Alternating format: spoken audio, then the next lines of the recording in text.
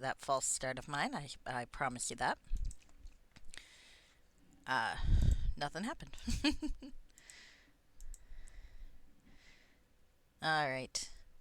What the fuck? Seriously? I updated my stream information. Alright, there we go. Perfect. Yes, I want to delete that one. Thank you. Alright. Now I hope I remember what the hell I was doing. That is the downside. I had a lot of fun with my horror module showcase, but I did kind of forget where I left off with poor Alina. This is my second time leaving the poor girl in the lurch, and I still don't know what the fuck I'm doing. So I guess I'll find out after the ad break. Alright.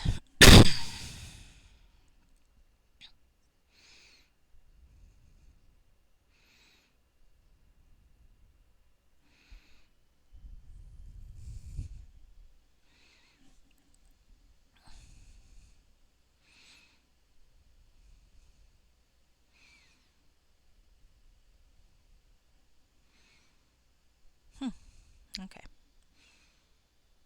Now getting out of my cell phone game that I'm addicted to.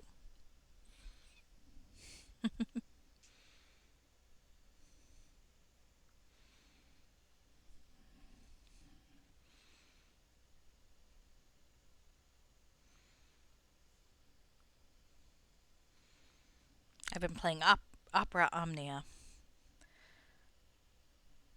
which is a total fan servicey game.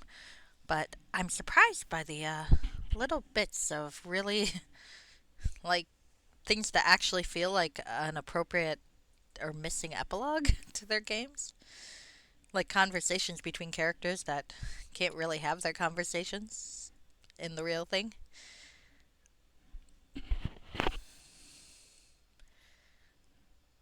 There was the only one that's directly, I think, if kind of obliquely addressed what happened at the end of their game so far was Final Fantasy X, when at least implicitly Titus, Yuna, and Jackdaw get their memories back, and it really does seem like they remember the ending.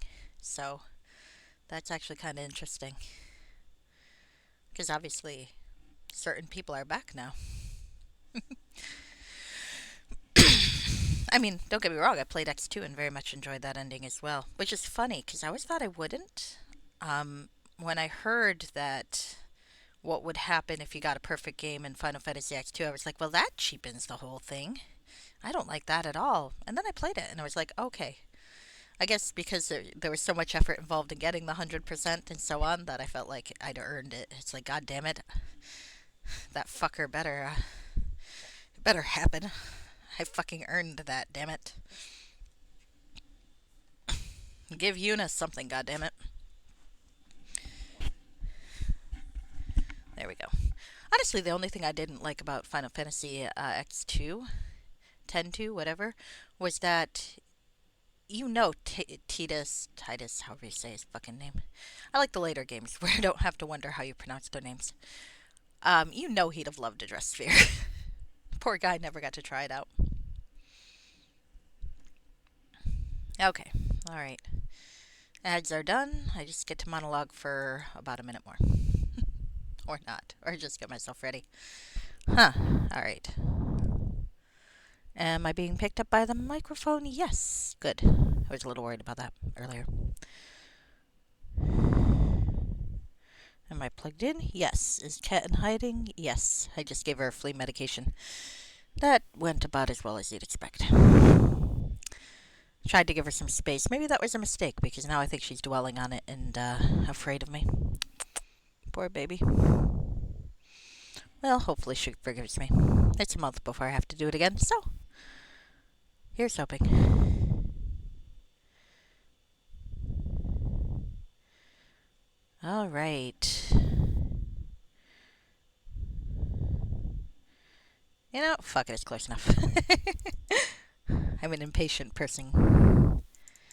So, let's look at where the hell I left off in Crimson Tides of Tethyr, which has been very fun.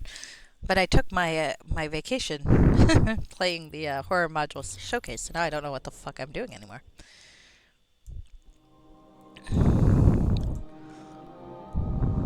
Now is that picking up okay? It looks like it is. Good, good.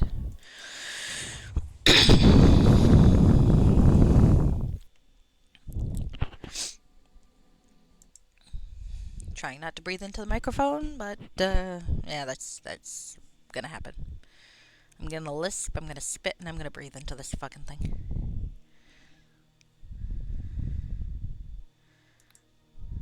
Alright. Okay, here I am. Head west. That's good. I kind of figured I wasn't gonna know what the hell I'm doing. So, heading west is good to know.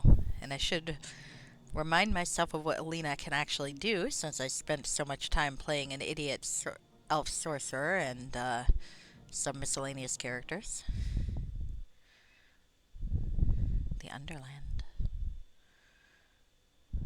Alright. I'm below the city. I am a ranger, wizard, arcane archer. Imbue arrow is I believe my fireball arrow skill. Rapid shot is always important. Do I want to put anything else on here?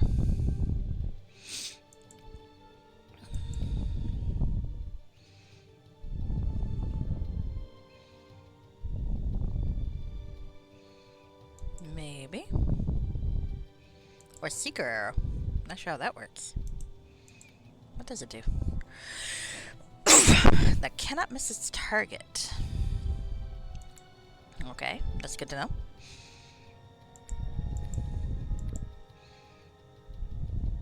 Alright. Alright, so let's check these. Saldaneslar. I finally reached the famed elven city of Saldaneslar. Oh, yeah, that's where I am. Suspended hundreds of feet above the forest floor, the ancient city is home to the many elves that live in the forest of Tethyr. After witnessing Captain Vard's dismissal, oh yeah, that was unfair.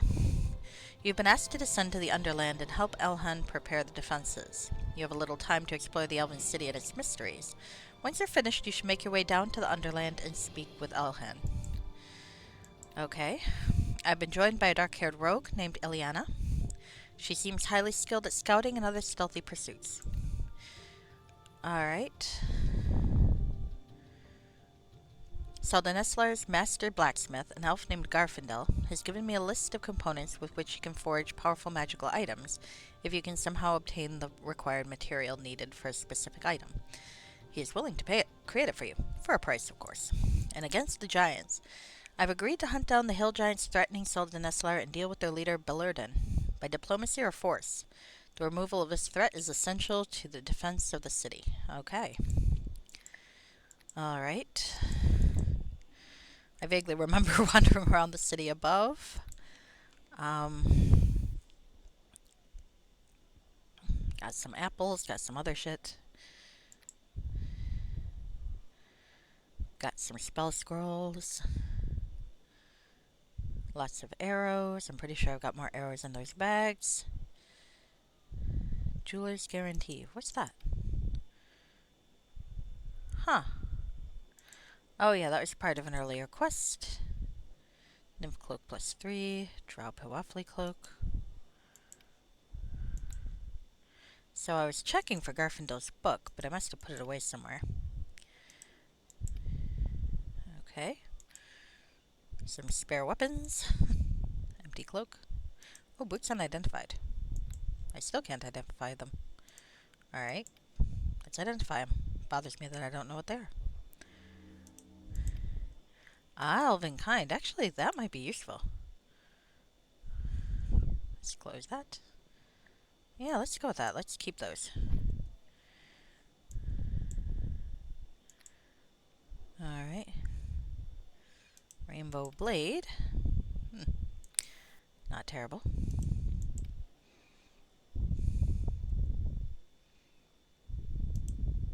That's my haste rapier. Yeah, I wasn't getting rid of that. Kelly's diary, counting ledger. Nope.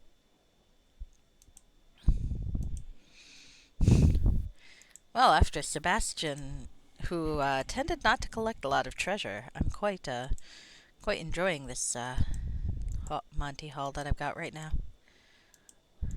Which isn't really a fair characterization, but it's still a lot more treasure than that poor asshole had. Oh, unidentified bastard sword. Inferno!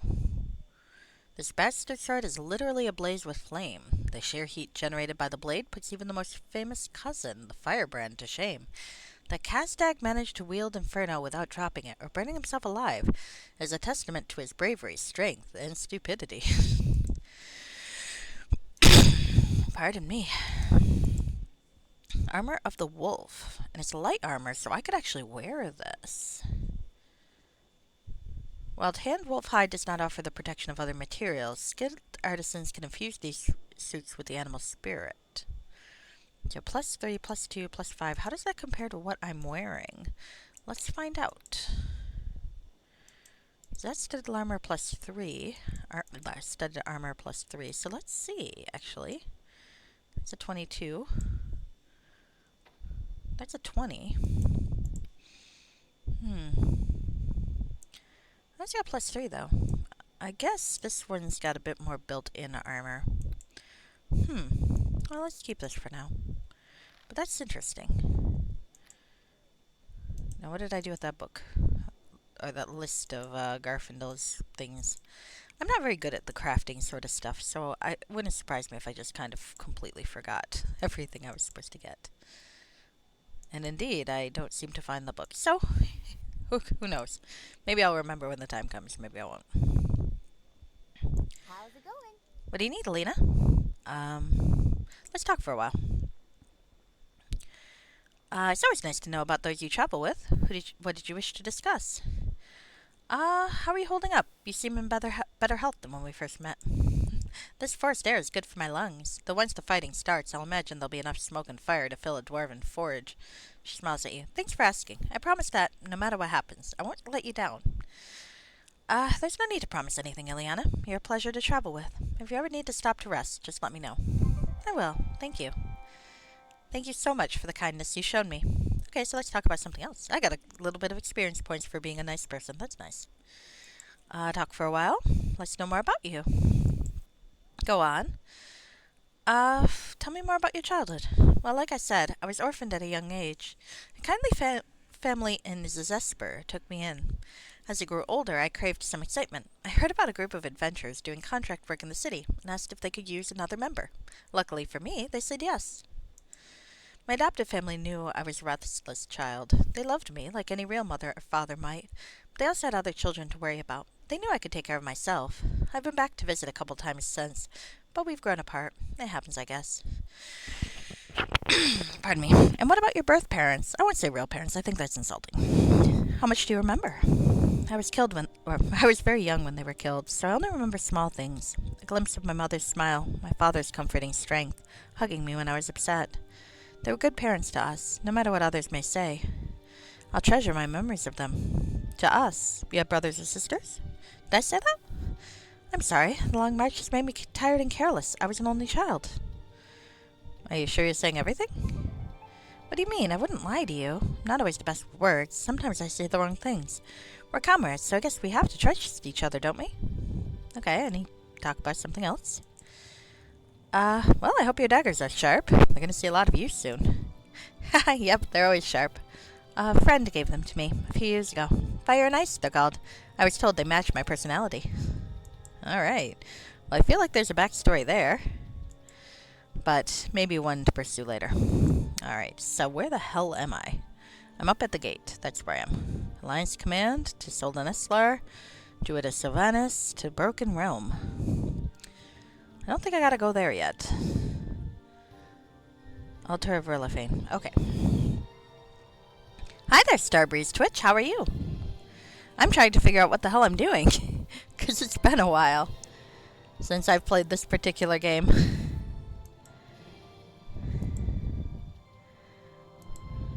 I feel a little guilty about that because, because it's not the module's fault. I forgot what's going on. I just took a October Halloween break, and maybe it was a little too long a break. Oh well. I would like to go west to find hill giants. Oh, interesting. Okay.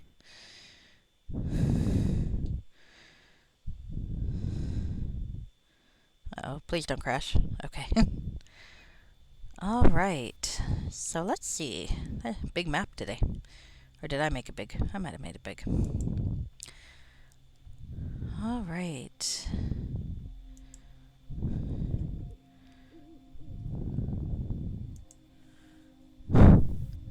Spy hole time.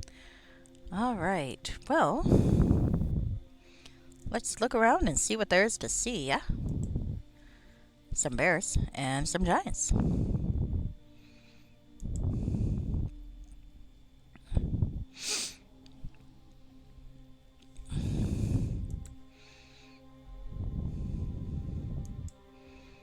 Hmm.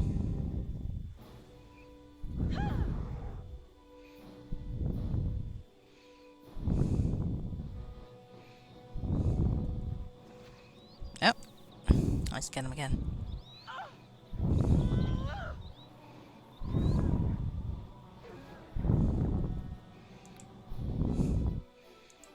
Possibly this is a waste of fireball arrows, but that's okay. I'll rest. I have to anyway to save Liana, I think. Hey, stop killing her. There we go. Alright. So I think we're gonna rest. That was a inauspicious start to my adventure, yes? Well, resumed adventure. There we go. That works out. Oh, it's very bright. I wonder if this is because I set the gamma. Let's set it back. When I was playing Mad Men at the Ruins, I couldn't see shit, so I adjusted the gamma, and that worked out really well. But I'm thinking now things might be a little too bright, so let's move it back to where it was. Alright, that might take a second. I'm pretty sure it's not supposed to look piss yellow in the background. There we go, that looks better. That does look better. Okay. Well, I gotta remember when I'm in a really dark cave to turn that gamma back, but right now this is, I think, what we need. And is this a cave I can enter? It does seem to be. And there's a grizzly bear. My gosh, I forgot how hard Alina can hit. Because damn if I don't hit really hard with this character. Poor grizzly bears. We are wiping out the population. Look at that, 23. Holy shit, man. Alright. Eliana, don't run too far ahead. What the hell? She's wiping out the grizzly bear population. And getting herself injured in the process. Can you kindly stop doing that?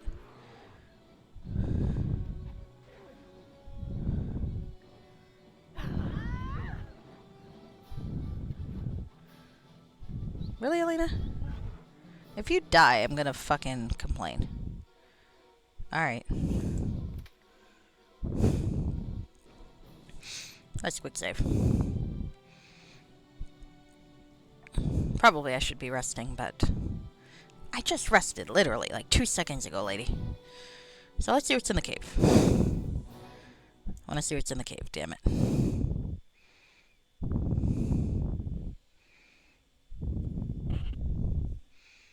Etten Cave. Interesting. I'm wondering if there are ends in here. I mean, I feel like that's a leap of logic that might not be found in anything, but I don't know. Sometimes Ettins will surprise you.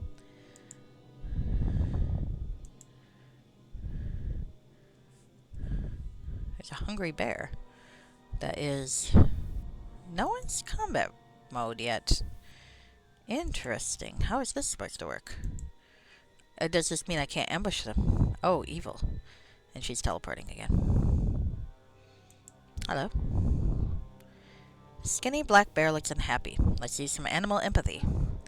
The bear hasn't eaten a good meal in many days. The Ettins are poor masters and often neglect to feed it. Aw, poor thing.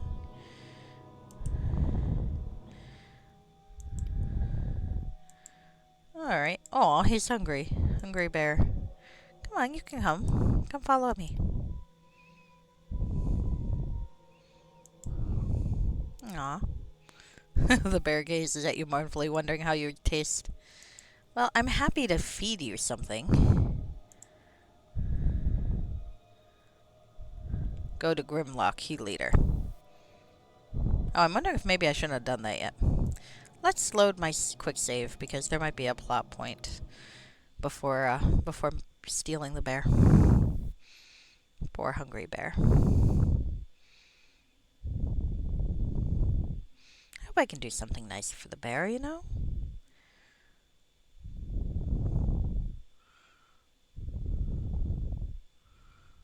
Feed the poor little thing.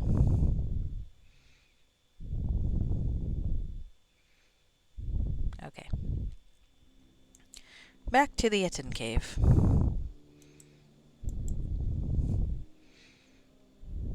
Alright. Where Ileana's gonna die, but that's alright. Can I access their inventory? I forgot if this was a module where I could or not. Nope. Okay. Well, that's their problem then. Let's talk to the bear. Animal empathy. Aw, poor baby.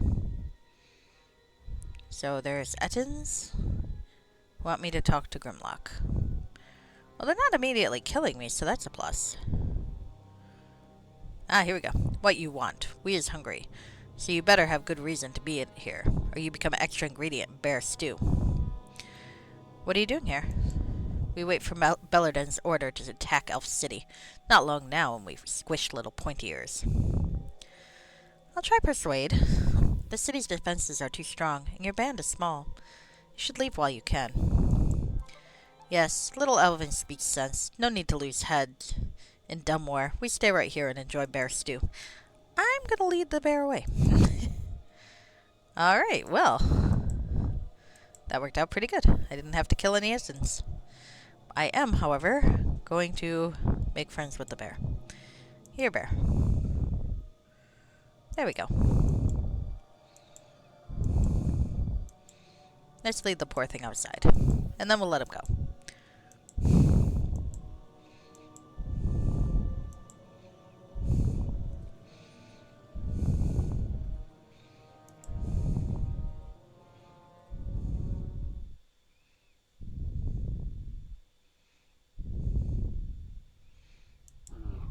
Aw.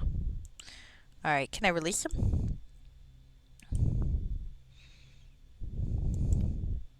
Release. There we go. Goodbye. Now you do what you want.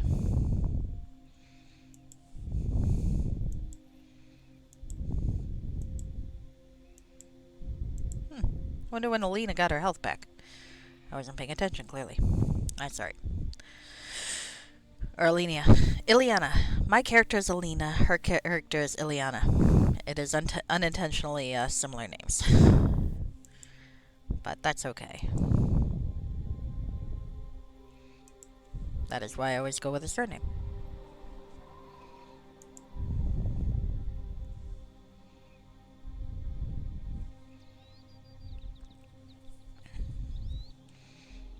Oh, there are some things to kill over there. I might as well do that, yeah?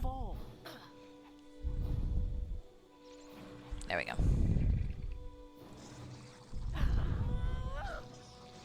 Well, they look like they're grouped together, so let's see about that.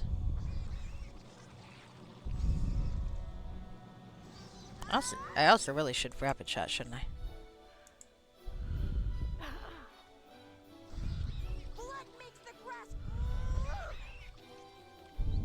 Blood for the blood god. Well, he can't have mine.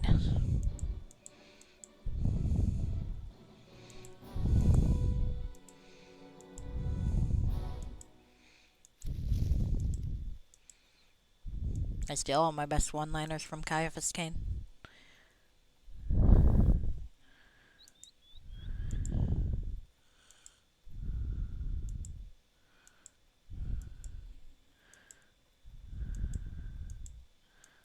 Alright. Well, I took some Ettins from that guy. Always a plus. No, there's a dead black bear. Poor bear.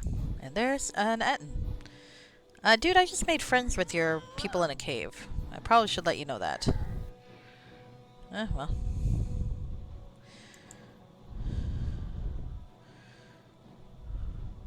Anything in the bear? Why was it poisoned? I wonder. Can I see it? Apparently not. Alright. Spin, spin.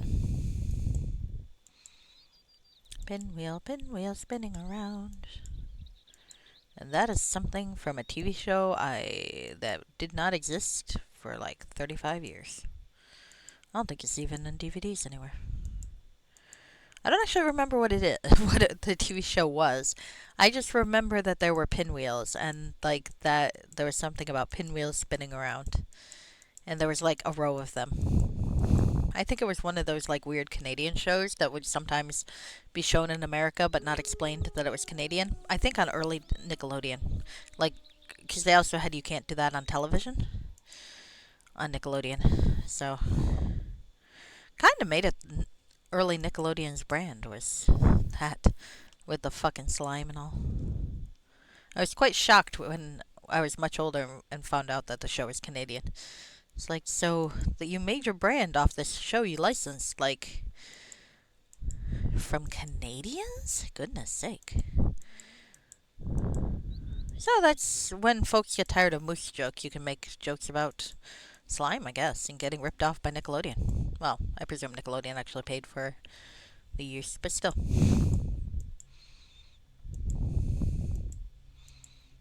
Roaming up.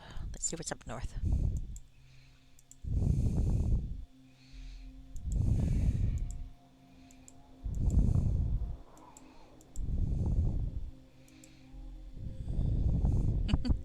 It's funny how quiet this is compared to the horror modules. I'm so used to looking at a forest with dread and waiting to hear screams in the background that it's like, oh, this is actually quite nice.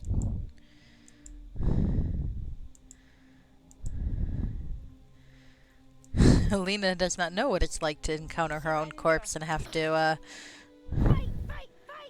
figure out if something's trying to control her brain.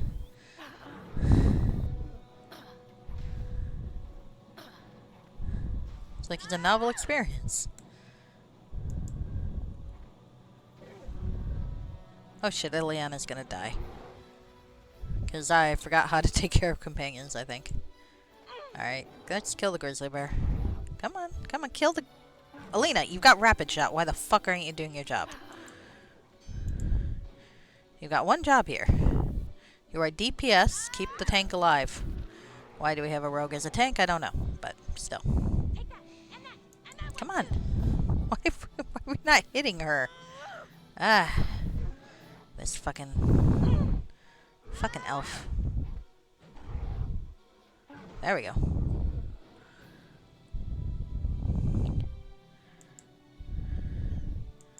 Fucking angry grizzly bears in this neighborhood.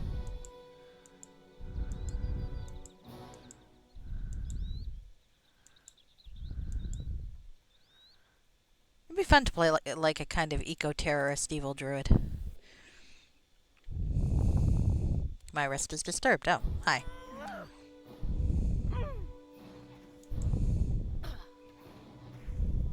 You're supposed to have rapid shot activated. Why is it taking so long to kill this fucker?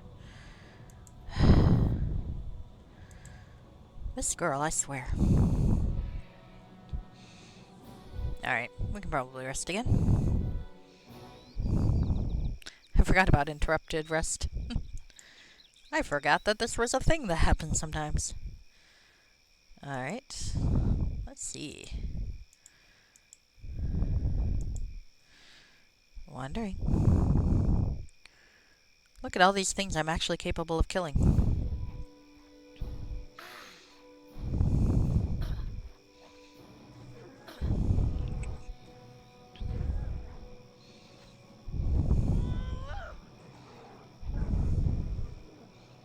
Alina is not capable of killing him, apparently. Alina, stop it. Alina. Bring them back here, please. Damn, the fucker's fast. There we go. That worked out. Gotta do that more often. Oh, there's some remains. Shit, have I been leaving remains around again? Well, we'll just have to see as we go.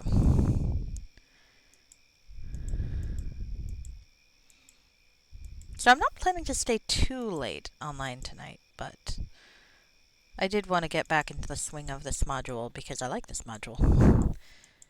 And I figured that I would need to try to remember what the hell I'm doing. I think that there is an ogre army led by ogre mages, the female of which has been murdered.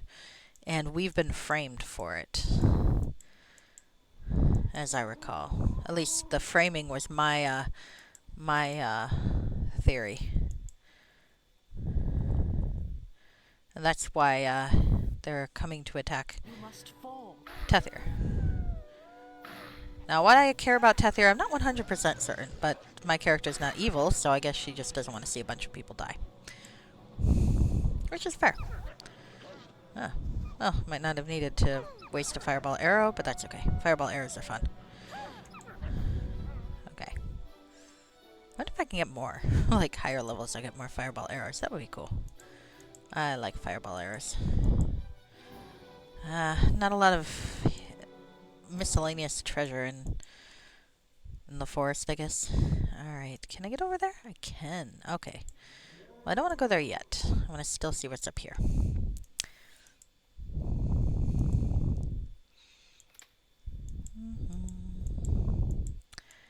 Do do do do do do do do do. See, chameleon lying there in the sun. All things to everyone, run away. I like black and white. Why is there a minstrel in the woods? What the fuck? What the fuck? Hey, is that the guy I knew before? Hello. Hi there. Hello, friend. Please take a seat and enjoy the shared warmth of the campfire. This forest is dangerous for travelers, and company is always welcome. Who are you? I am but a wandering minstrel, a southern musician who enjoys sharing his art with an appreciative audience. I'd be honored if you would allow me to play a short piece on my harp. He gives you a toothy grin. Don't worry about payment. The love of music and shared companionship is all the reward I need. He just wants to hang out with attractive women. Sure, why not? Play on. Oh. He gives you another smile and takes up his harp. He plays a soothing tune, one that immediately puts you at ease. Oh, this is a trap. Before you know it, you're half asleep, the music making you feel slow and sluggish. Let's will save. Success. Realizing that something is terribly wrong, you come to your senses with a shudder. Suddenly, the minstrel snarls, and before your eyes, his flesh starts to twist and tear. Hair sprouts from his body, and before you know it, a huge man-wolf is standing before you. It howls and attacks. Oh, I didn't know man-wolves knew how to play music. It's a wolf were, rather than a werewolf. Oh, dead now.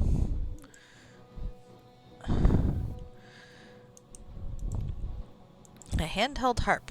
Unidentified. Might as well identify it, yeah. What's the harp do? Potion of lower. Identify. Pretty sure I have an identify spell, but meh. This item's original name has been lost, and its current name derives from Dove Falconhand, who owns such a harp. These masterwork harps have from 20 to 36 strings. When it is played, the harp's music can cure listeners and cast a warm light. So, cure light wounds, greater restoration, and light. Well, I can't use any of that. But I think the wolfware pelt might be something I can give to that fucking smith dude. If I can ever find my shopping list. Note to Slagar. Garfindel's Lips. There it is. Cloak of the Wolfborn. The infamous werewolf is known to have many strange abilities. But what of its lesser known and even more powerful cousin, the wolf were? Said to be a natural canine able to take the form of a man, the wolf were has amazing regenerative properties that put even a troll to shame.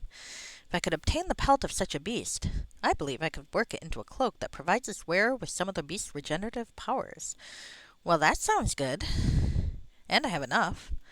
So, Lich Dust, Dragon Blood, Blade of the Nightwalker, Nightwalker Ashes, Minotaur Horn. Well, on the plus side, I can get one of those cool things. I quite like the idea of that. And to think, I just had to let a spoony bard put me to sleep. And when I put him to sleep for good. Hello, Forel. How are you? What did I see you playing recently? I know you were playing Persona for a while. I remember that looked like fun. I've never actually played any of the Persona games. All is pretty much well for me. I had a pretty good Halloween. My aunt visited, and we watched this movie called The Frighteners, which is kind of an interesting... I thought it was going to be like a Ghostbuster knockoff, but it actually kind of wasn't. And it was pretty cool. It had Michael J. Fox. It was from the 90s. Ah, you're playing Hollow Knight. Nice. I've never played that one, but it looked really cool.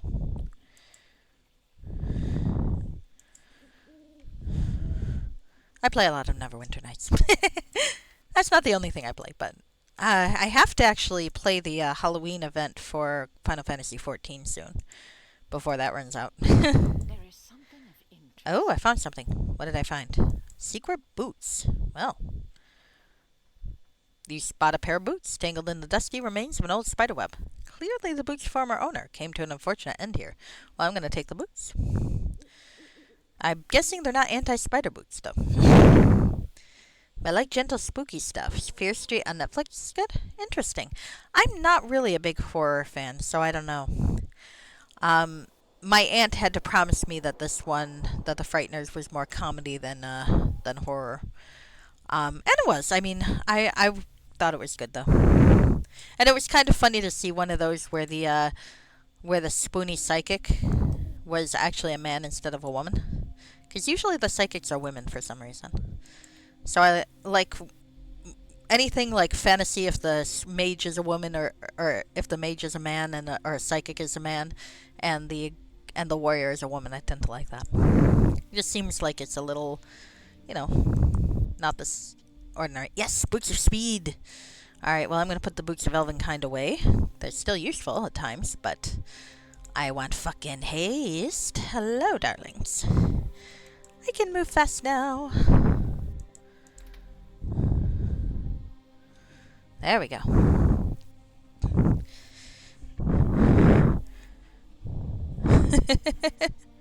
The blank of Zoom? Okay, hold on a sec. My phone likes to censor the weirdest fucking shit. One sec. Come on, phone. Oh, the booties of Zoom. Why the fuck? This phone. Why is it censoring booties? Booties are fine. Booties are good. Everyone has a booty. Everyone likes booties. Even people who don't generally... Okay, never mind. I'm getting myself distracted. Maybe that's why. Alright. The Zoom boots. Yes, they really are. I love phone Twitch because of that. Both of those words were censored by my phone, but that's alright. The other thing I've been playing a lot of is the cell phone game Opera Omnia for Final Fantasy. It's funny because it's just blatant fan service for the most part, but every once in a while there's something that's like legitimately like story-wise that you're suddenly like, whoa. The only one I've really encountered so far myself, though I've seen a few others, was Jack Yuna and Titus. After it appears that the characters are remembering the end of Final Fantasy X, so there's suddenly this undertone. No one's saying it outright, but they're kind of indicating. Like there's an exchange between Titus and Yuna where she's pretty much kind of saying, don't do that again, and he's kind of saying, I'm sorry, I won't. But they don't explicitly say what they're talking about, and there's a lot of little things like that I think it's really cool. I like the idea. I want to think that these characters are not like. I think the official thing with it is that they're supposedly going to go back to their world eventually, but I kind of like the thought that they're like copies or like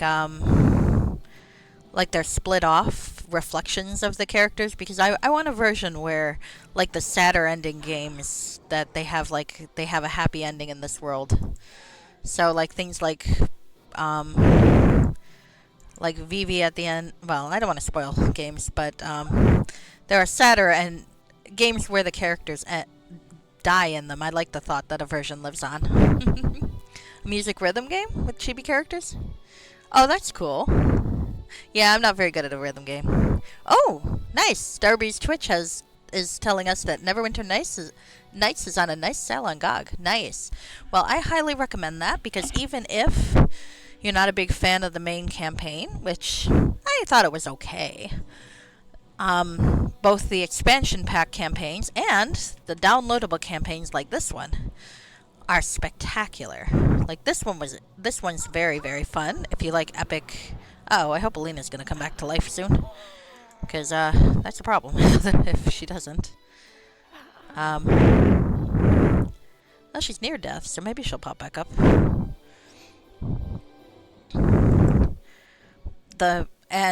If you'd like to see some of the cool variety available on my YouTube, I have the.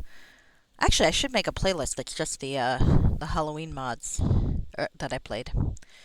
But my horror module showcase. Oh, for fuck's sake, these fucking hell giants! Hi. Can show you a lot of the really cool things people have done. Up and Starbreeze reminds me of the multiplayer servers, which I don't play on myself, but that's because I can only really afford to play one MMORPG type thing. I'm very addictive. But there are a lot of cool multiplayer servers, and if you look online, there's quite a few folks who stream from them, and they look spectacular. Like Aerolith? Aerolith looks stunning. So complex. Oh, for fuck's sake!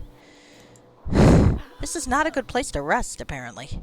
I hope that means I'm close to the headquarters, or the hideout. It's a good experience, though, so maybe I'll keep resting here.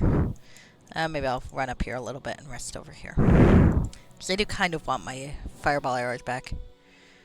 Good night, Pharrell. It was good to see you. Yeah. Like I said, my current addiction is Opera Omnia, the cell phone Final Fantasy game for just, I love the epilogue type stuff. And it's funny, I never really thought I was much of a shipper in any of the games, but... Oh, thank you, Pharrell. But I'm really, like... I have Squall, and I really want to have Renoa. I didn't even think I liked Renoa that much. I don't hate her like I did when I was a teenager, because I was kind of misogynistic as a teenager. I kind of had a lot of that not like other girls mentality, which I I consider myself non-binary for the most part, or maybe female adjacent. So in a sense, the not like other girls it was not completely inaccurate, but it definitely brewed a lot of unnecessary resentment. I think too. There are a lot of things I watch now, and I try to like watch it with fresh eyes to go, okay, was this female character really actually annoying, or was that a me thing? And for the most part, it was a me thing. There are maybe a couple that are genuinely annoying, and I admit Renoa kind of skirts that line occasionally. But for the most part, even if they are a little bit annoying, they're never as bad as I thought they were when I was 15. I suppose the good thing is I am proof that you do eventually get over that. Which is good, because that's not a way to go about things, I think. It's just, not very much fun to dislike all the female characters. But yeah, and I mean, it is funny. I was saying this in someone's stream when we were chatting Final Fantasy VIII. Even when I thought Renault was really really annoying, I have to admit she was always perfect for Squall. It's like that was a guy who basically needed someone annoying to like break him out of his shell.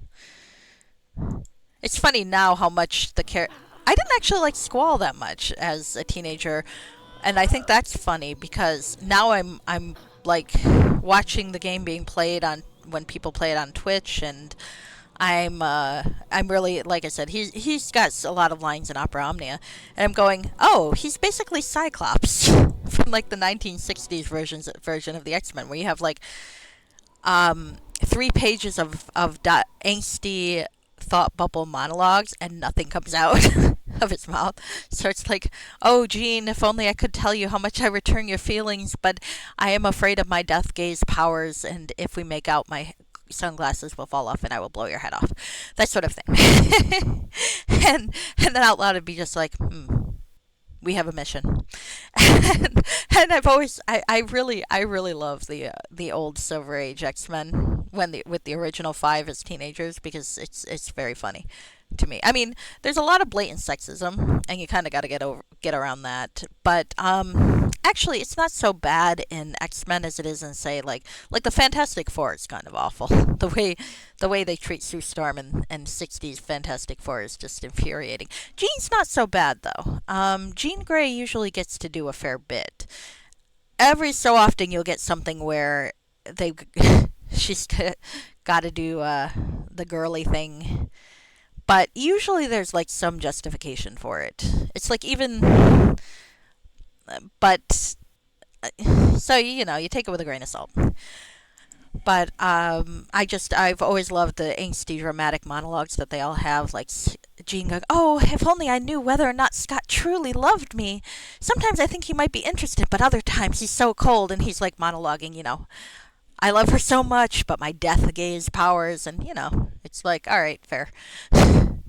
On one hand, you're angsting over pretty much nothing. On the other hand, if your glasses fall off, you could blow her head off. That is legitimately true. So clearly, you need to have kinky sex with a blindfold, which I think they figured it out by like the 90s when they were married. But it's like Emma Frost didn't start that boy's kink phase. I'm just saying that. I also like Emma Frost. But anyway, I feel like kind of like that. Squall needs a girl who will be ultra obnoxious to him, and that'll snap him out of it. So I'm actually really, really looking forward to the part of Opera Omnia where I get her, because I'm trying to play. Well, I mean, I could play it now, but I'm trying to play the chapters in an order that makes sense story wise, and because I found this lovely checklist on Reddit where it's like if you want to not be spoiled about which characters are coming up and so on, and if you want to follow it along like a story, you play like main chapter this and then these lost chapters for these particular characters who show up in the next chapter, and I'm having a lot of fun watching it that way or playing it that way. But it does mean I'm kind of anxiously awaiting. I also want to see when Garnet shows up, because Zidane's been really Zidane, however you say that fucker's my name. He's been very entertaining. They use his flirtation thing to very amusing effect, I think, in the game. So I'm looking forward to when his actual significant other shows up, and if any of the girls he unsuccessfully hits on reacts to that.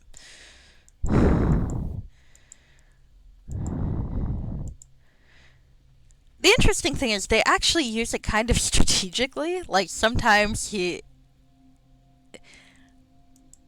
can tell when he's being watched by a woman or something like that, when a woman's spying on him, and it's just some really great moments. Surrender or prepare to Like, meet you your fucking horn end. dog. Then I realized I ended up, for some reason, looking up character ages. Oh yeah, because there's a bit when you recruit, relatively early on, when you recruit Balthier in his lost chapter, where he's like, he's looking at one of the characters, I think one of the girls from Type O, Type Zero, whatever. I've never played that one. And is like, oh well, I was hopeful when I saw you had a woman in the group, but now I see that she's just a child. Why do you have children fighting for you? And it's like, A, that's a good question. B, how old are all these people? And so I was looking it up, and I was actually quite shocked because I didn't remember this to find out that the Final Fantasy VIII characters were all like 17. For some reason, I thought they were older than that. Because, Surrender. like in Final Fantasy VII, they're at least, I mean, it's JRPG, so it's like they're jaded veterans at the age of 21, but at least they're 21. It's like whereas Final Fantasy VIII, they're not old enough to drink. It's like, doesn't that end with poor Squall ending up like commander of the fucking base or something? And you're like, and then you think about it and go, dude, he's 17. That fucker can't even drink, and you're putting the poor guy in charge. Really? No wonder he's got a fucking complex. So that was interesting. Was finding out how old people were.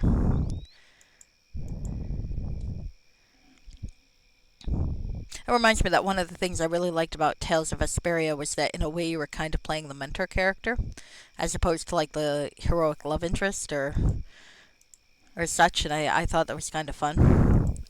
Yuri's dynamic with Estelle is really interesting, I think, because it kind of goes against what you expect for that sort of game. But at the same time, it makes me laugh that it's yet another case of JRPG where the grizzled veteran character, who is the jaded mentor, is 21. Like 40-year-old women or female adjacent people, as the case may be, do not exist in these sorts of games,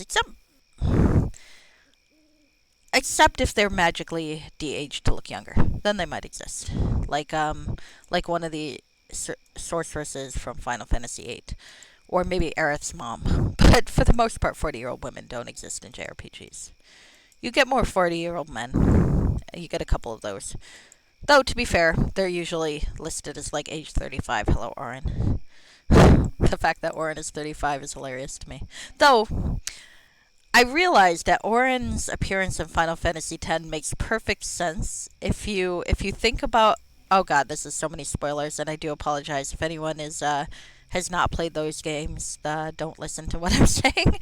But Orin makes perfect sense if you keep in mind what a 25-year-old thinks a 35-year-old looks like. Then you're like, okay, I can see it now. Because young people think old people are ancient when really they're not.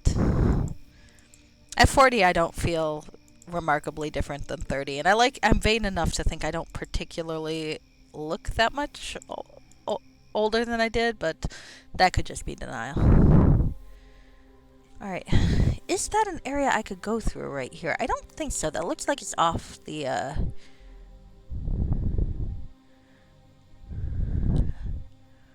That looks.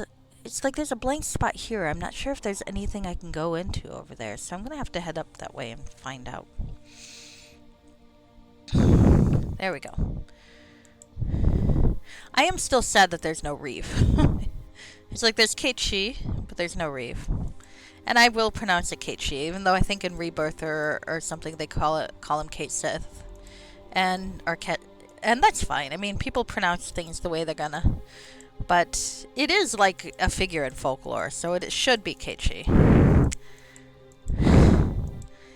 And but I'm sad that there's no Reeve yet.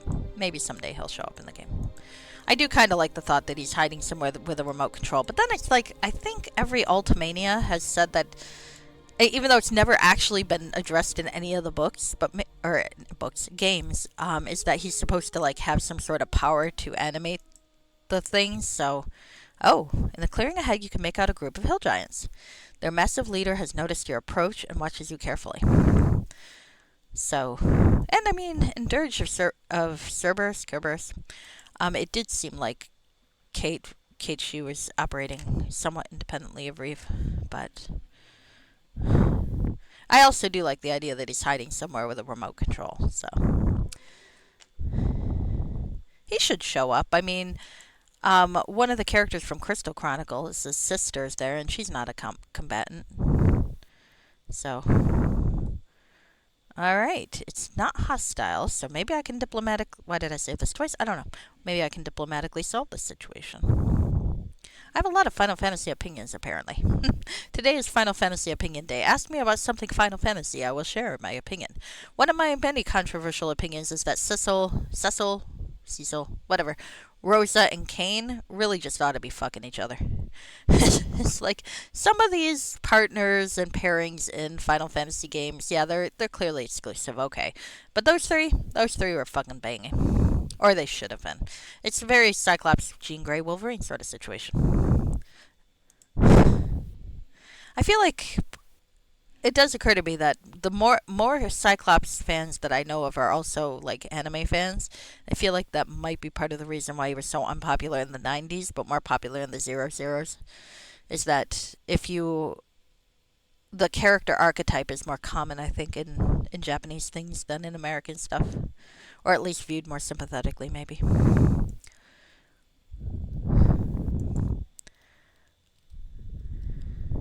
All right, so let's talk to Bullardin. The leader of the Hill Giants is a huge specimen of his kind, and he regards you with an unnerving intelligence. When he speaks, his booming voice rustles the trees around you. Why do you dare approach us, Elvin? Do you wish to die so badly that you would disturb the mighty Bullardin? Uh, let's go with diplomacy. I've come here to speak with you, nothing more. Speak then, little woman. Really? I will allow you a few words before I crush you into the ground. Make it quick. Okay. So, what are my social skills? I've won in bluff. Yeah, I've won in persuade. Yeah, okay. Yeah, Lena's not the social type, so this might not go well. This is a pointless war. Scythelus cares nothing for your hill giants. Your small band will be slaughtered if you try to force your way into Soldan Eslar. What's the sense in throwing your lives away? Yeah, go with that. Persuade. Failure. You underestimate our strength, little elf. These elves will be as leaves brushed aside before our great might. Let me prove our strength to you. If you can defeat me in single combat, I promise I will leave my giants away from here and never return. If you refuse, you will die. Well, I mean, considering I'm in a group, let's accept this challenge. Come, little one. My giants will bear witness to this great fight. Prepare to die. All right. Well, I've got rapid chop mode on. Can I imbue the arrow without blowing up other people? Yes, I can. Okay. And even my henchman's still helping. I'm pretty sure that's cheating, but no one seems to mind. I yield. Okay. Alright, let's talk to him. You are strong, Elvin. If there are others as strong defending Selden-Eslar, Scythelus will have a tough fight. I will not throw away the lives of my giants on such a foolish plan as attacking the city. It is time we left here and returned to the hills. Alright, I'll let him leave in peace. I mean, yeah, I could finish him off, and then the giants are still going to want to fight. So, let's let him leave. Okay. That went pretty well, I have to say. After tracking down Billard and his band of giants in the forest, the hill giant leader challenged you to a duel. You emerged the victor, and as promised, they abandoned their plan to attack. I should report my success to Elhan, and I should go to Glorfindel's forge and get that cool regenerative cloak, which I can afford, happily. All right. I wonder what's in that little area alongside, though. Because I didn't go before, because I was thinking it might be part of a quest. But now I kind of want to go. So I might go peek at it when we get back. Alright, so what other opinions do I have about Final Fantasy? I've not played 3, so I have no opinion about 3 or 2. Except for the tiny glimpses of the characters I see in Opera Omnia. And I'm not sure that really counts, because I'm not sure how much of that's like built-in characterization or they make it up like the Warrior of Light, who doesn't even look like any of the characters from Final Fantasy 1. Though you can get a skin where he will look like the fighter. I have not put any money into the game yet. I might someday. But unfortunately, I watched a lot of 8-bit theater, read a lot of 8-bit theater when I was in college. So anytime I see the red-haired fighter, I think, oh, it's the idiot. So I think that wouldn't necessarily work for me. All right. Oh yeah, I was going to check up there. I think we're fine.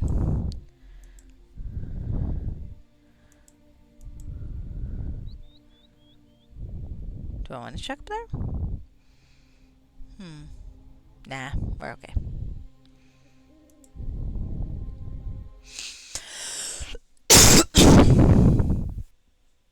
So, yeah. So if you heard my fore opinion, I'm not sure I remember the rest of the game enough to have other opinions besides that. Um,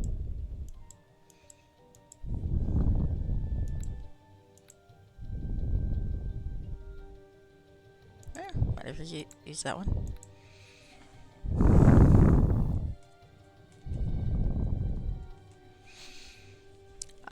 5. I've always liked 5, but then I really liked the job system where you get to mix and match. I always like those things. So that's the one thing that disappoints me about 14 is that you don't really get any benefit from mastering jobs except for like ego, which is always nice. But I always thought it'd be cool if I mean, I get why they steered away from it because apparently really early on there were issues with folks like not accepting someone in the group unless they had X ability from X and Y from Y and so on. And they just want people to be able to play. I get that. But I feel like I wonder did I ever go into that family estate? Ventinari. It was funny. It took me forever to realize the veterinary in Discworld was a play on the Medicis. That was alright. I think this is the forge. Yep.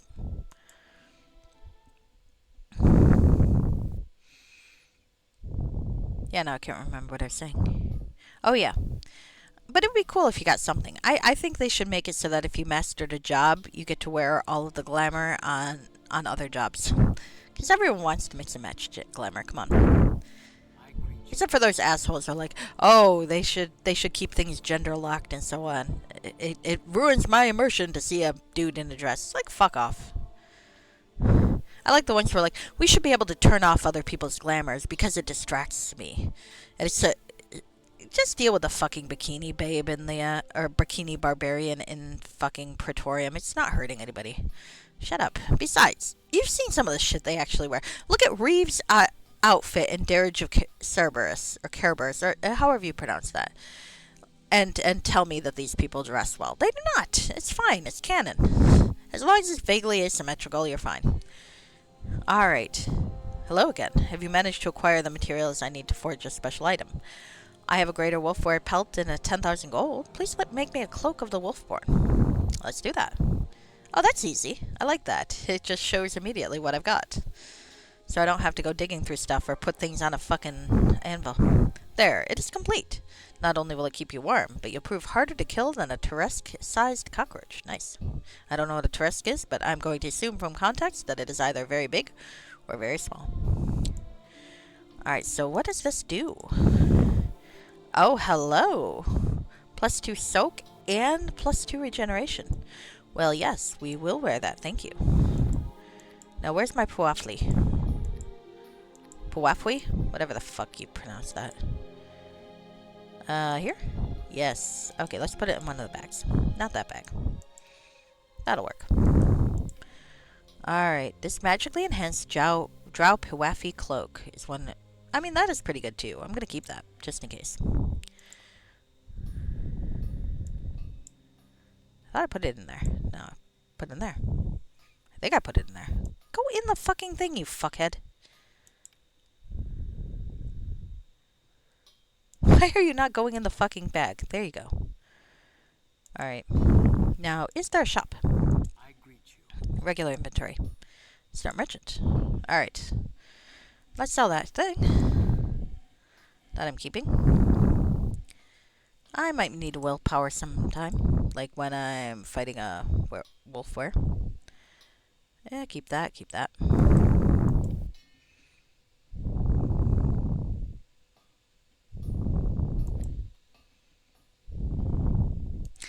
I don't really have need for a nymph cloak, but we'll keep it anyway.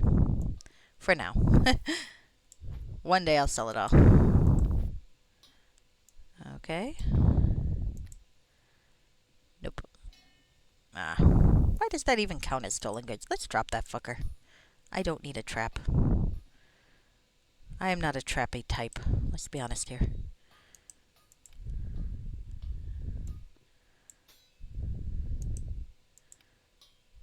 Alright.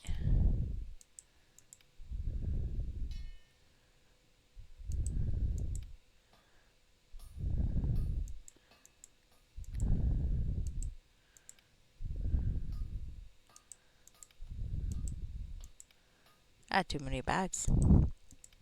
You know what I should do? I should buy more bags. Oh, there's dragon blood. Does that not count for what's it? Maybe it did. Maybe I already got that. Ring a lich. Dragon blood silver necklace. Pendant of the Dragonborn. Where can I get a silver necklace? If that's the only thing I need for that. It might be the only thing I need for that. Shit. Alright. Fuck, where do I find a silver fucking necklace? Why is that going to be harder than finding anything else? Oh man, that's annoying. Alright, let's go wandering about and see if I can find myself a silver necklace. Okay.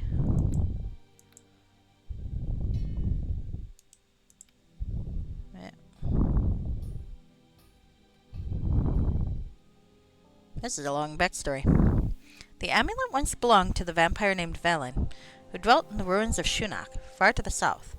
A powerful necromancer, Velen discovered a method of nullifying the deadly rays of the sun. Every time he trapped a human soul within the large ruby contained within this amulet, Velen was able to move freely in sunlight for a whole 10-day. While he was shielded from the sun's destructive rays, the soul trapped inside the gem suffered an agonizing journey into oblivion. Alas, Velen met his match in his final victim, a psychotic and sadistic killer whose evil rivaled Valen's own. He drove an iron stake through the vampire's blackened heart, even as his own blood soaked the ground. The soul of this killer remains trapped in the gem. While you should possess the strength to withstand its influence, Andrea was not so fortunate. Oh yes, because she did turn evil, poor thing. Quite how and why a seemingly modest jeweler came to possess it is a mystery. Okay, yeah, I think I want a dragon amulet, so let's see if I can find myself a silver amulet somewhere. Solar. So, maybe the temple will have something? It might have a shop. The Talamar might have a shop too. Underland and the palace. The palace? Maybe the storeroom? I feel like there might have been an armory, so we'll check. Hello. I can feel the death in the air already. The forest speaks, and its voice is one of sorrow. Well, that's helpful, lady.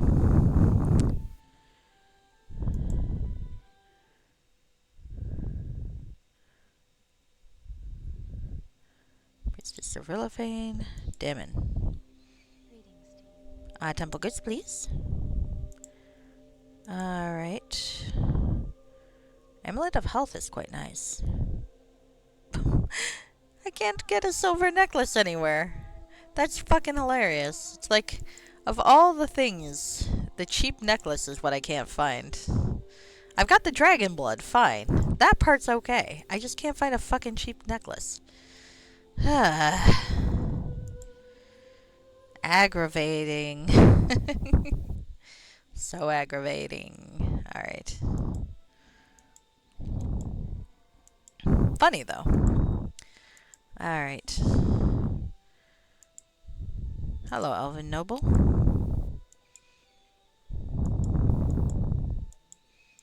I guess I can try the Mage's Tower. Do you have cheap necklaces? Do none of you have a general store, my friends? Apparently not.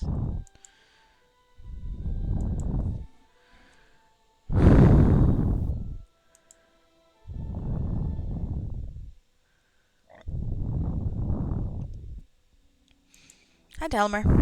I greet you in the name of Mistra. Item, please.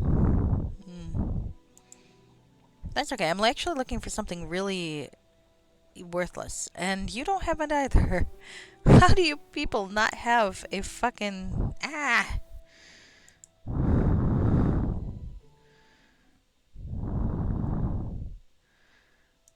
probably had like 5 of them and I sold them already. Like in the first chapter. I bet if I went back through my VODs, I'd see one. I should make a playlist for one-shot VODs. Oops. Now, how the hell do I get across? Across, say across. There's a bridge. This is quite a nice place. Alright.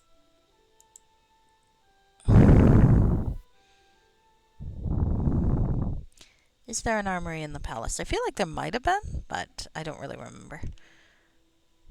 Royal bedchamber. Throne room. Audience hall. Stairs up. I can give it a shot, I suppose. Let's see. Palace guard, palace guard, palace guard. Did I ransack the queen's shit? I believe I did, yes. Why? Why not? Alright. I thought there was an armory, but perhaps I am completely mistaken. You can try the throne room. Hello, your majesty. There's no one in here. Well, that's not helpful. Pretty, though.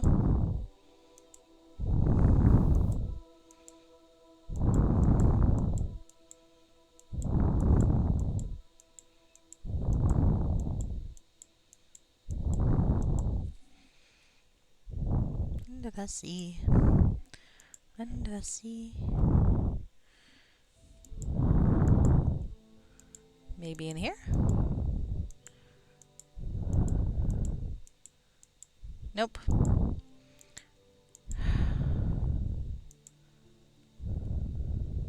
Sorry, can't help you.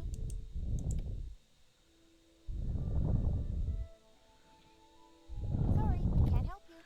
Not possible. And I don't have a knock spell. Though if I did, do I have a knock spell? Because I kind of want to see what's in there. Sometimes I have a knock spell. I don't have a commander's ring.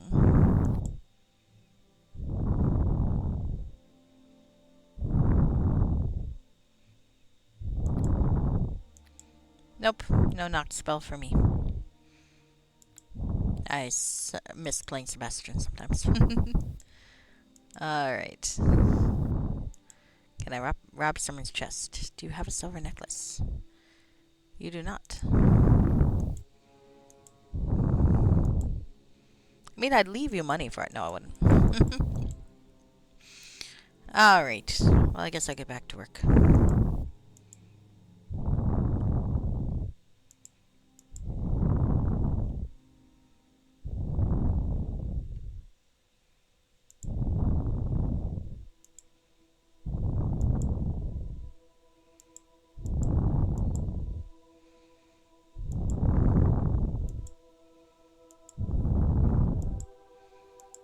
One day I will find a silver necklace, and then I will promptly forget why I had it, and I will drop it, or leave it somewhere. Or sell it.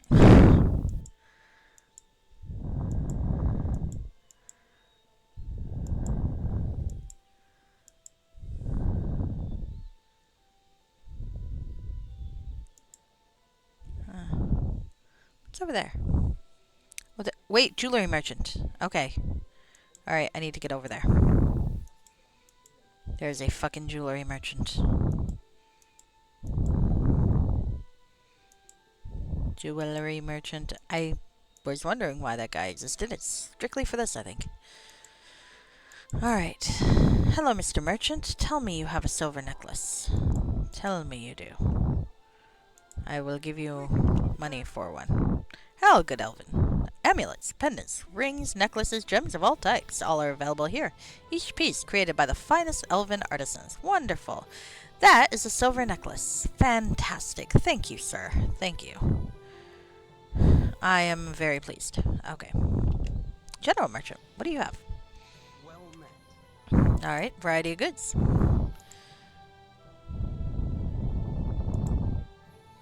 Some bags, including that. Because I can't help myself.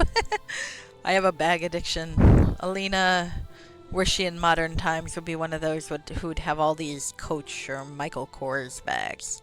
I had a Coach bag once. My mother got it at like a garage sale. Because I'm not the sort to spend $50 on a bag of any kind. It lasted a fair bit, but honestly, my relatively cheap $20 one I got from the department store to replace it is just as useful. I'm one of those people. I carry a giant bag. Well met, friend. I greet you. I thought I should have that, because I guess I need different dragon blood? Let me see. Pet dragon blood? Silver necklace. I have dragon blood and silver necklace.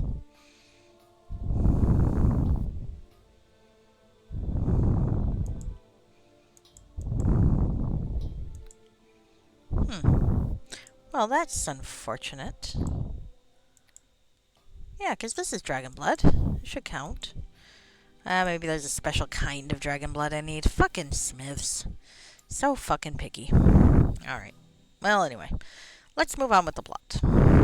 Now that I ran myself ragged trying to find a silver necklace, and then promptly to find out my dragon blood is not worth anything. Tisk. I don't even. To be fair, I don't even remember if I killed the dragon. So there you go. It's been a while. I'm sure Alina killed the dragon at some point. Seems like she could. Blow it up. All right. Let's head down the hatch.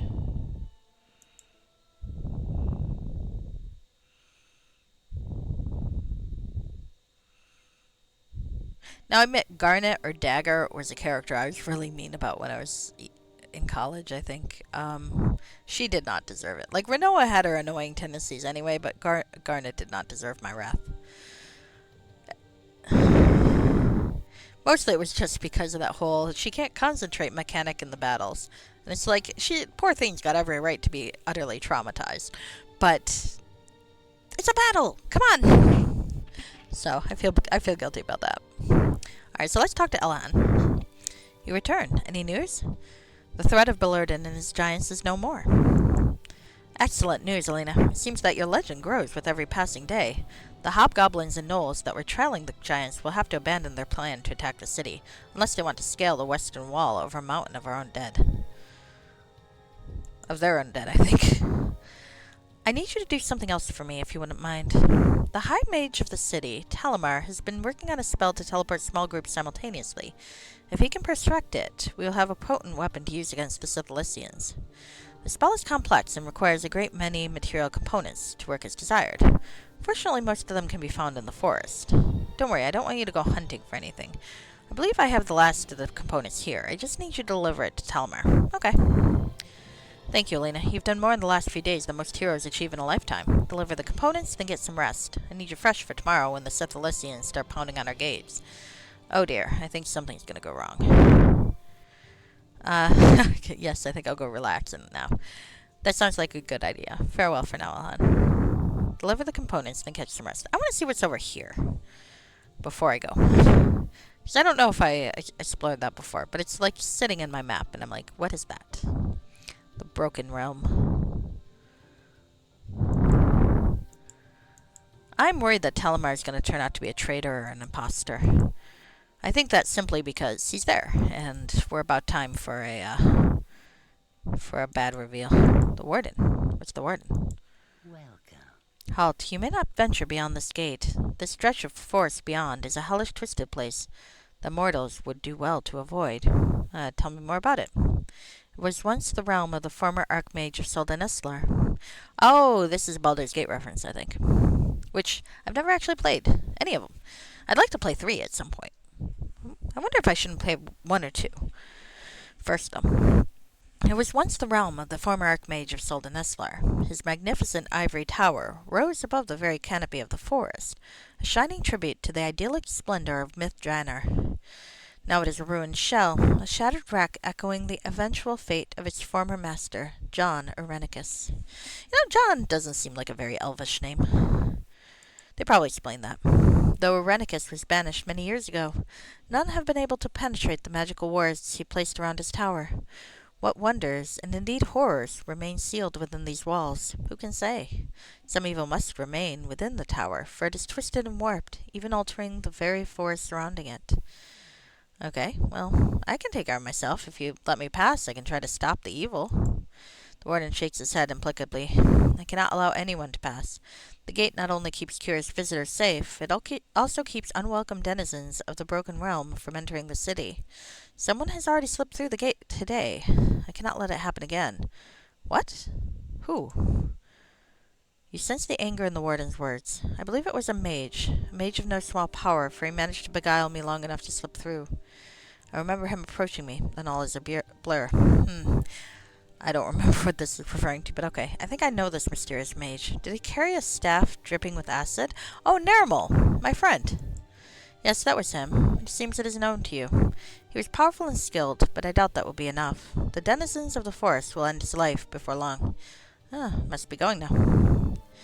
Alright, so my old comrade, who kept bitching about me hoarding magical weapons and items, despite the fact that I couldn't give him anything, has decided to go into John Arenicus's tower. I feel like that won't end well for him, but I could be wrong. I'm certainly no expert.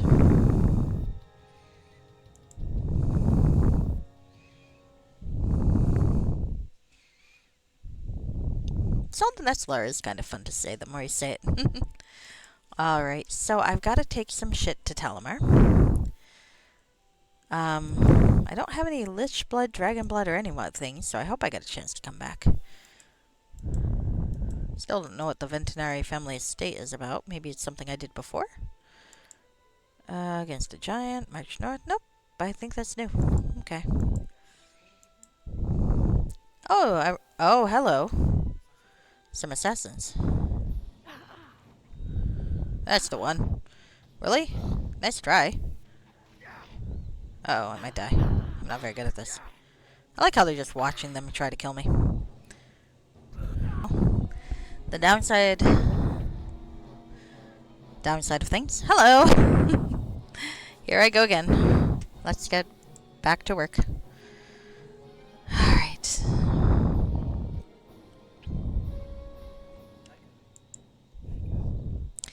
So we've killed some elven assassins. Oh, those look like they're sellable. So that's good.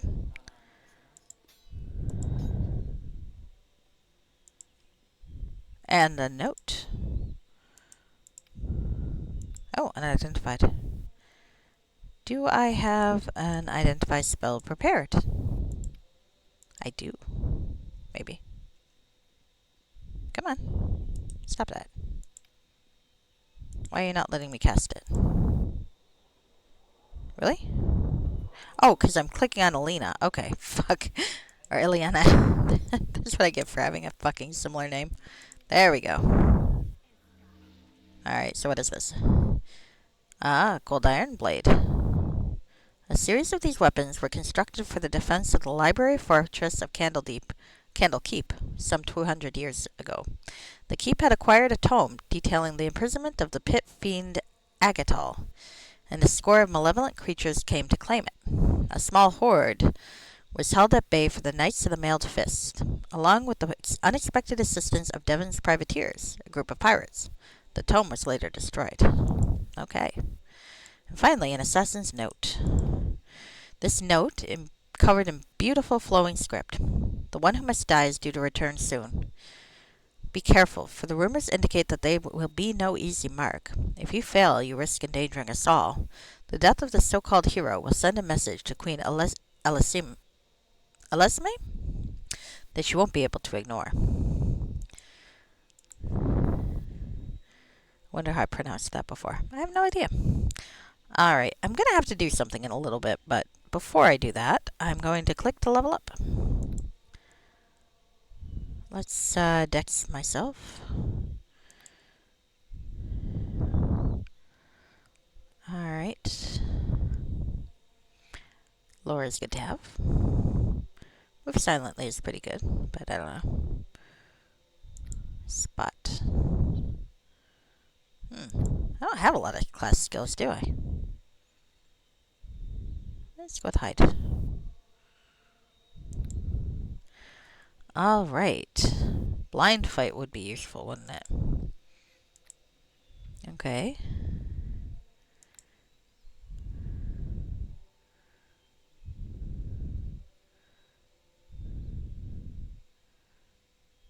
Okay.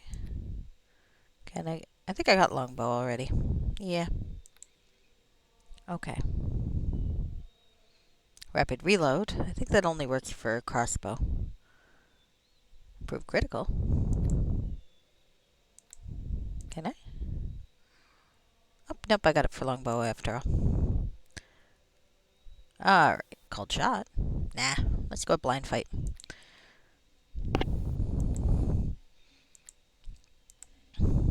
Crimson Tides? Yes, yes, I'm back to Crimson Tides, Rashke.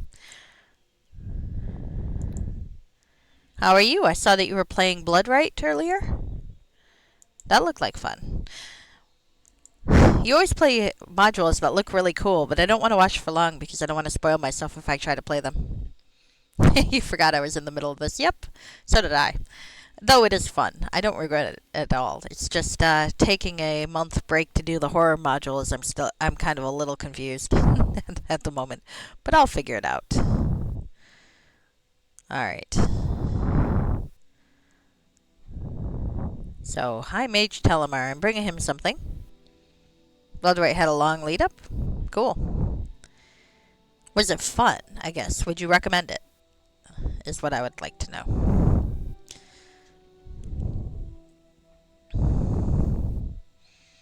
The last horror module I played was that In the Ruins one, the Madman in the Ruins, and that was pretty cool. I have to admit, the D20 tile set and everything looks fantastic. I had my doubts as to how it would look, but honestly, it looked really cool. Hi, Toasty, how are you? It's been a while. Alright. Greetings, I'm High Mage Telemar. Is there something you require? I talked about other stuff before, but we could talk about things again. I'm very busy. Please make your questions brief. Alright, tell me about yourself. I am the High Mage of Soldaneslar, and have been so ever since the previous occupant of the title departed the city. I use my magic for the good of all elves in Soldaneslar. I'm one of the few who can remember the glory of Mitdranar, though I was but a child then. Alright. You returned from Abyss. It's been meh? I'm sorry. Tell me about the former High Mage. He was a contemporary of mine. We grew up together, studied together. Though I myself was considered a prodigal student, he always surpassed me. Alas, his ever-increasing power twisted him, made him think he could become a god. Jonalith Arenicus was the greatest elven mage since the height of Mitdranar, and our greatest shame. So it has a good story, but a crap ton of NPCs with good, unique dialogue, but a long lead up. 3 days just exploring the areas of the city. That's cool. Bloodright. Was that Scott Kirkle who made that one? Because I feel like that was on one of my longer lists of games I'd like to play. So I'm trying to remember if that was the module author or not. For some reason, I remember module authors pretty well. Alright. Okay. It's always a shame when power corrupts. I'd like to know more about him. I'll speak of him no more. My apologies, but his very memory shames me. Shames every elf that walks Soldaneslar, and is of a pure heart. I'm sure High Priest Demon would be willing to discuss Irenicus with you. She believes the way to ease pain is to confront his memory. I would rather forget. Okay. Yep, that's the one. Awesome. I'm always pleased when my memory turns out to be okay. Alright, farewell. Alright, so I'm supposed to bring stuff to him, so let's give him stuff. I've just been attacked by assassins outside. What's going on? The dour old elf's eyes widen in shock. There must be some mistake. Assassins at Soldaneslar? Are you sure?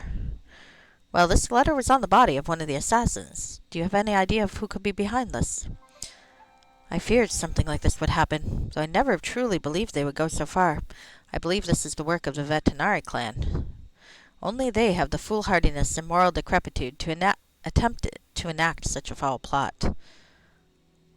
No. I'm not that kind. Alright, why would they try to assassinate me? Why would they try to assassinate me? What is happening here? Don't make any hasty decisions. If this escalates any further, Soldaneslar could be engulfed in civil war. The Sithilicians will be able to pick apart the ruined corpse of the city at their leisure. The Ventinari clan are one of the oldest families in Soldaneslar. They're also the most powerful. The head of the clan, Kavendrid, well, that would be the K, probably, is a mage whose power is equaled only by me. He despises Elisime, whatever, for allying herself with the humans, whoring ourselves to the spoiled children, he calls it. Wow. Fucking elves. He believes that this war is between humans and monsters, and that we elves should strike a deal that would see us providing aid to the Sithilicians in return for being left alone. He's an old fool, an incredibly dangerous old fool. So what should we do? For the moment, do nothing. If we confront them, we risk tearing this city apart. Once this war is over, then there will be time for reprisals. Is there anything else you needed? Great, so I get to just wait to be assassinated. Fantastic. Alan asked me to deliver the spell component. Excellent. Finally, I'm ready to perfect my greatest spell. If you'll excuse me, I need to get to work. I don't have much time. Please report the assassination attempt to Queen Elisima. Now, if there's nothing else... Farewell. Okay. Great. Fantastic. People are trying to kill me.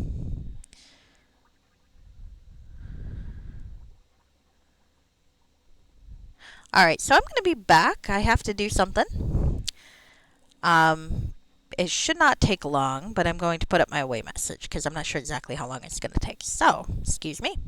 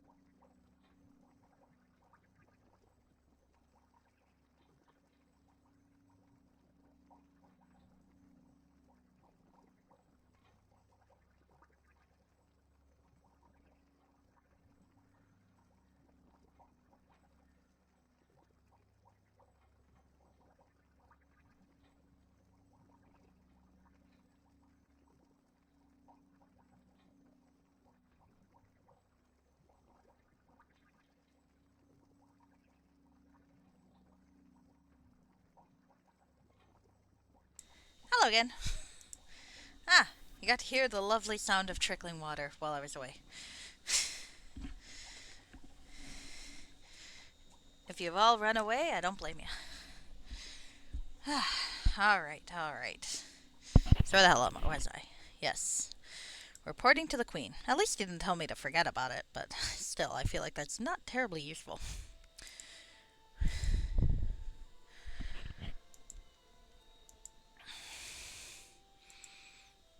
Oh, bridge is here. No? How the fuck? Okay, here it is. You wouldn't think I could get lost when there's a fucking minimap, would you? This is my biggest problem why I can't be a tank in Final Fantasy XIV, because I can literally get lost running a straight line. And God help me if it's a Realm Reborn dungeon. It's like if someone else could lead and I could just stand there taking the blows in the fight scene, in the boss fight, that's fine. I would be fine with that, but that doesn't really seem to be an option. So where the fuck is the Queen? I Hello, greet guard. you. Be about your business, friend. Well, I appreciate that. Oh, there's the Queen. Was she there before? Hello Probably. there. The Elven Queen is magnificent in her serene beauty. While her facial expression gives nothing away, you can see the worry and sadness in her eyes. Greetings, Alina. I hope Southern Estlar is to your liking. The city is honored to have a ranger of your courage amongst us.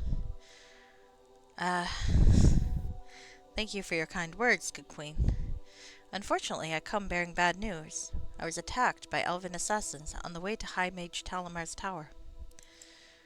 Elisime's eyes closed briefly in pain. I am ashamed by this news, beyond any shame that I have felt before. I dread to ask, but I must. Did you discover the identity of the assassins?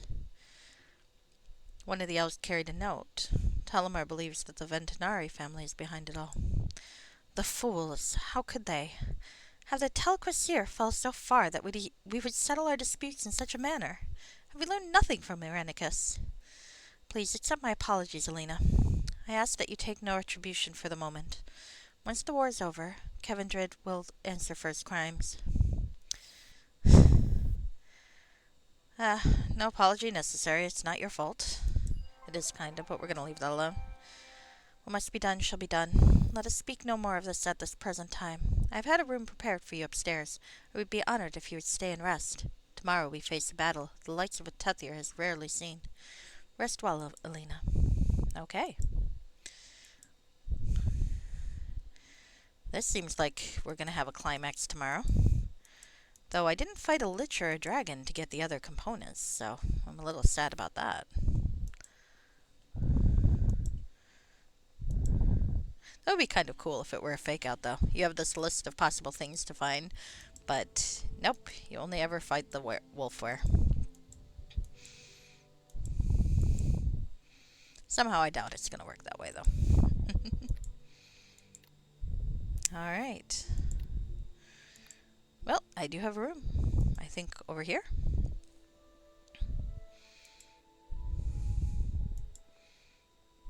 Ah, cutscene.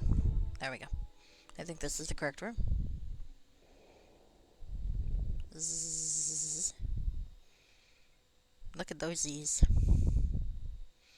We could rid ourselves of this problem now. No, I would not stoop to murdering this one while they sleep. I mean, technically I'm elf, so I'm probably in reverie, but okay. As you wish. Let's go and take care of our other business. Oh, you came out. Do you forgive me then for traumatizing you with flea medication, baby? I might have missed a line of dialogue. You wake to loud knocking at the door. One sec. Okay. Hi, can I give you a pet? Have you forgiven me? I know, it was scary. It was scary when I had to manhandle you and keep you still.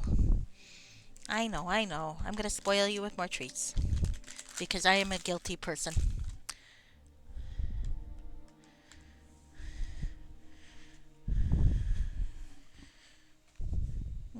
She's so cute. Alright. So, there's a knock at the door. I should probably get up. Let's open the door. And... Good morning, my lady. Please accept my apologies for disturbing you, but I have urgent news. The Sithilicians arrived sooner than expected. Alhan sent me to fetch you. He needs you down in the Underland as soon as possible. I think I'll go bathe and enjoy a spot of breakfast. Nah, I'll be there right away. Please don't delay. It's getting desperate down there. Alright. Well, I'm not sure. I mean, don't get me wrong, I appreciate getting to hang out in the palace, but I kind of feel like it would have been better if I'd, like, made camp down there, but okay.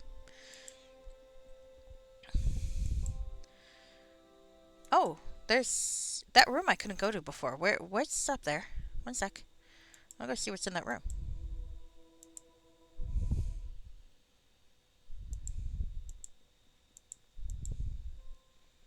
This was locked before. It does not appear to be locked now.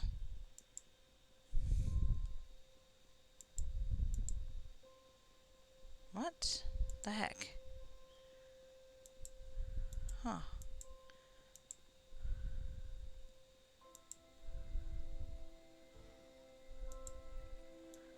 Oh, this is swanky. Could I have slept in here instead of my little room? Well, now I'm wondering. Oh well.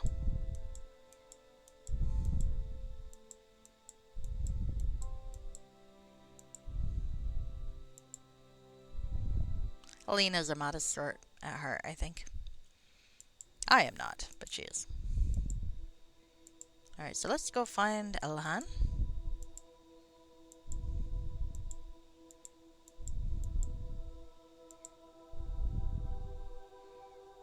I feel like Alina might be a wood elf rather than a high elf. I mean, it's not specified, but it would explain why she's kind of treated as an outsider here.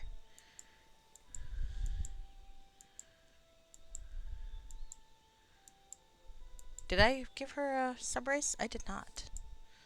So yeah, I think she might be a wood elf.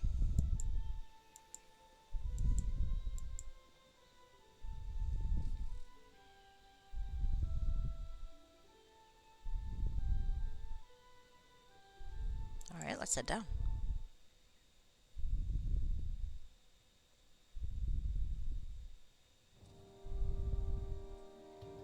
Alright, there's Elhan. Hi, what are you up to? Being good? Yes? Ah, she's so cute. Alright, let's talk to Elhan. I greet you.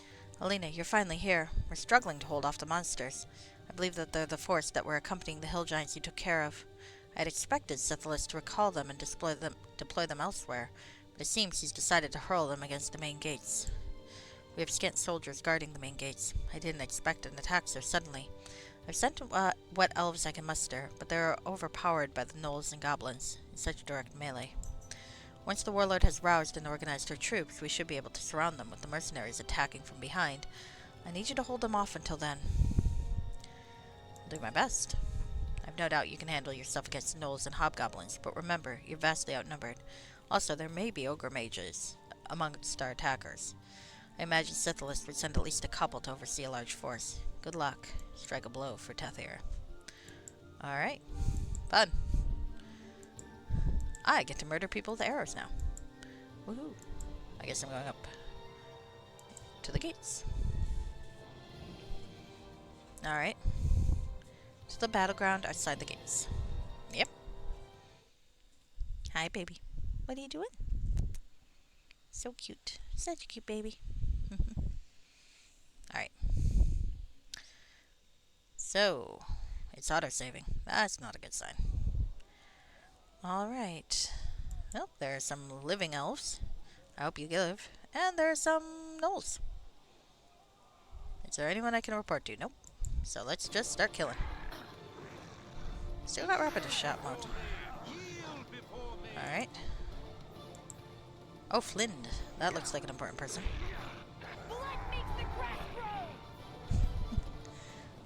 Sorry, one sec. There we go. Alright. Did we get them all? It looks like there might be... Oh, be badly wounded, dead. Ah, there's one. Why am I running to him? Surrender. I'm an archer. AI. Okay. Got the shaman. Is there another one in...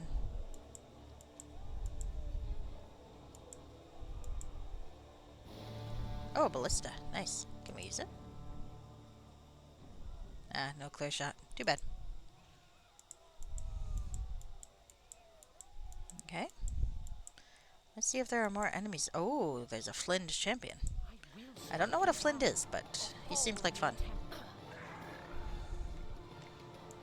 Let's murder some gnolls.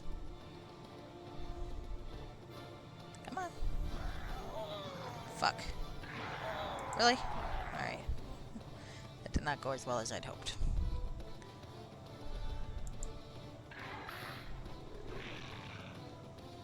Actually, come think about it. Where is my animal companion? Surrender. There we go. Furia. That's the name of my alien animal companions. Maybe an alien too. I don't know. Alright. Group. Let's use the last of my fireball arrows. Gonna regret this, but okay. I want more fireball arrows. They're cool. Okay. Anything I can steal? There is. Nice.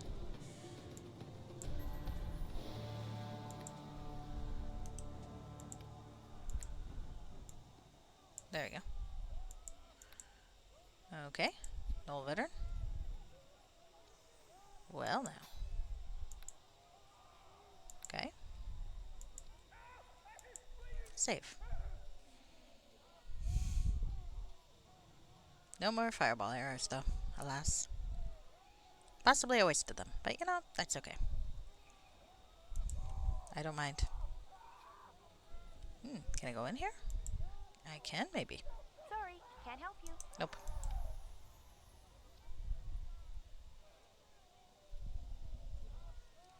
Specific key, of course. Alright. Black makes the grass grow.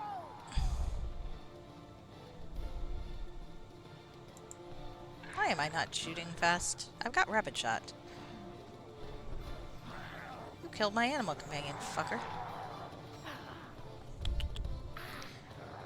Fortunately, Fury is immortal.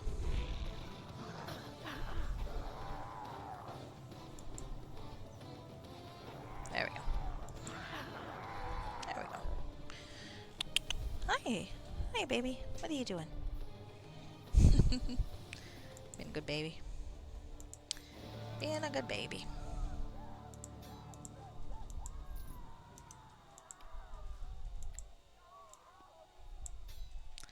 Well, I got shit to sell later, if I have enough room for everything. I might not. Alright, well I've got a lot of empty bags, and the issue is less weight and more space. So, just try not to sell the stuff that I actually want to keep, like the haste blade. Even though I've got boots of haste, you never know. Might want to switch out of those.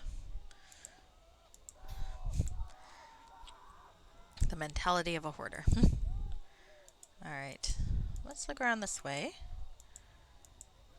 Oh, I've got a... Yep.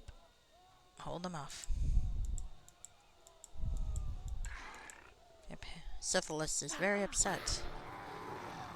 Because someone killed his wife. I'm 90% certain that's what's going on here. I might be wrong, but I don't think I am. Why am I running? Oh, I see what the problem is. It's because blind fighting, I need to get close enough to sense him. I think that's what's going on. So clearly I need something that gives me true seeing. Alright, so there's definitely a shaman somewhere here. There we are. Hi.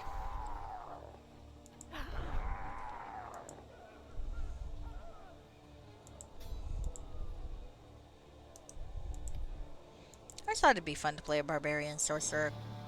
Like, a lot of the dual class or multi-class ideas I have are more like roleplay themed than whether or not this class is actually synthesized well.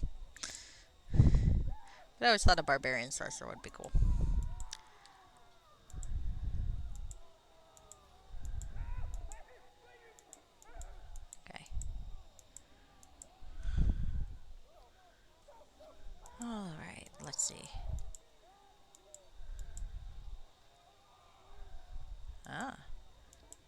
have some cool architecture up here, huh? And a burning boat. Is this...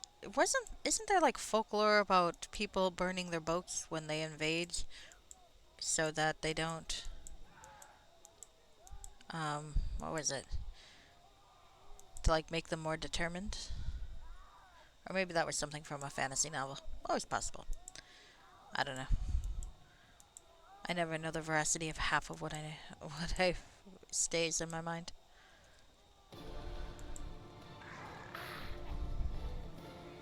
It is fun being an arcane archer, though. Oh shit! I wish I had a fireball arrow. I do not.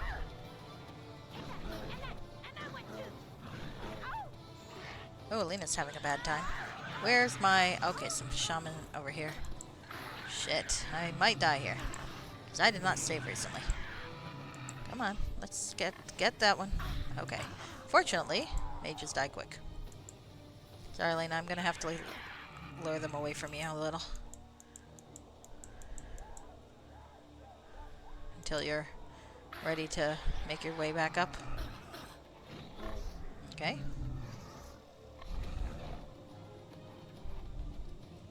I'm pretty sturdy, though. I don't know. I mean, I like that 3rd edition actually lets you multi-class. Like, I always thought the 2nd edition way of doing it, like, either you do it at character creation and never as a human, or you do that fucked up dual class thing that they allow humans to do, but in the meantime you lose all of your previous abilities. Never made sense to me. Whereas the idea of taking one level of a different class does make sense to me here. It's just, unfortunately, ability synthesis doesn't always work very well. So I like 3rd edition's version better, to be honest. There's probably a nice nice way to compromise the what you're factoring in. But yeah, like I said, I like 3rd edition. It makes more sense to me that you might like one day, I don't know, maybe you're injured for a while. Oh, this one too strong. Me go get Fulgar. Oh dear. Can I kill him? Nope. Okay. Well, I guess we're gonna fight someone named Fulgar. But it makes sense to me, like, maybe a soldier gets injured for a while and hangs out in a tent, healing tent, to recover and learn some very basic cleric abilities or something. That seems to make sense to me. So you'd only have one level of cleric versus... Oh, well, this guy's gonna be fun. I think it's only a... Oh, generic. Well, I think that the way that they've got the classes set up in 2nd, it's easier to, like, going forward, I think it's easier in that respect. You don't have to worry about the synthesis so much. It's also one of those things that we're dealing with the computer game version versus, That's true. That's true. A mage fighter elf from 2nd edition because of the way that it's structured. I will agree with you there, because I think really the problem is less 3rd edition itself and more because of the limitations in the Neverwinter Nights engine. Because I think if you're going far enough, you know, if you never stop leveling, then eventually you end up with a decent amount of fighter and mage levels on their own. But when you have a finite number of levels, then it doesn't really work that way, I think. It would be nice if there was a way that your spellcaster potency could increase while your fighter level is increasing. In that sense, I think it was definitely easier to be a fighter mage in 2nd edition than in 3rd.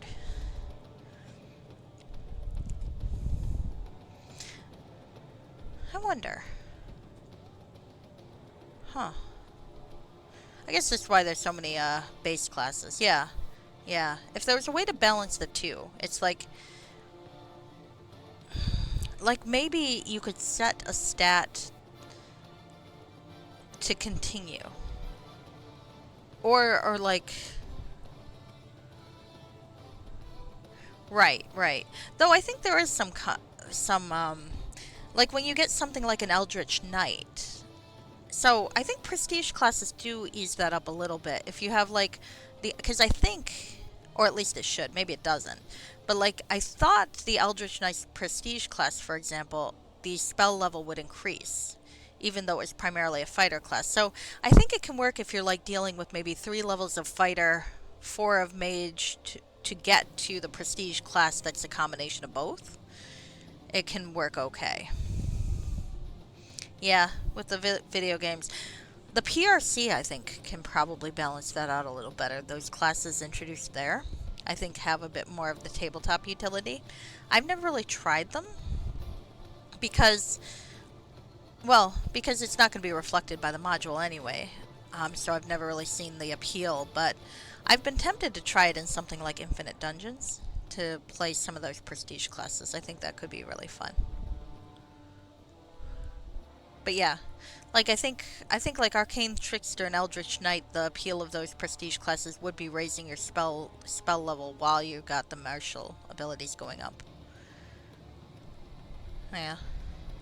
And I mean, I guess some of it you can kind of swing it by just buying the martial feats while raising spell level. Hmm. Yeah, though I agree with you. In that sense, the second edition one is better. So if they could combine the 3rd level utility.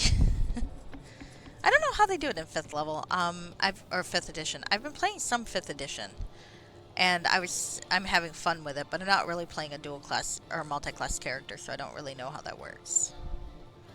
I am playing an artificer. I have a cannon. I'm very happy with my cannon. Hey, come here, you. Come on. Can I give you a pet? Can I pet you? Are you sniffing at me? Aw, you're so pretty. Okay, sorry. My cat is distracting. Alright, anyway, let's kill this Fulgar fella. Hopefully Alina can stay on her feet. It's not her fault. She really hasn't had a chance to recover, but... Fulgar seems to be kind of overrated. I think we're doing okay against him. My god, arcane archers are kind of power... What? Ooh, cutscene. Oh shit. We're running for it. The sounds of Tethyrian soldiers clashing with the monsters fades as you run for the safety of the gates. No, I could have taken them.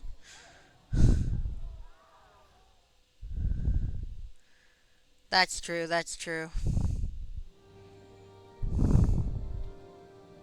Aw, I wasn't done. I didn't get to flesh out the map yet. Alright. Managed to hold off until the warlord's forces arrived.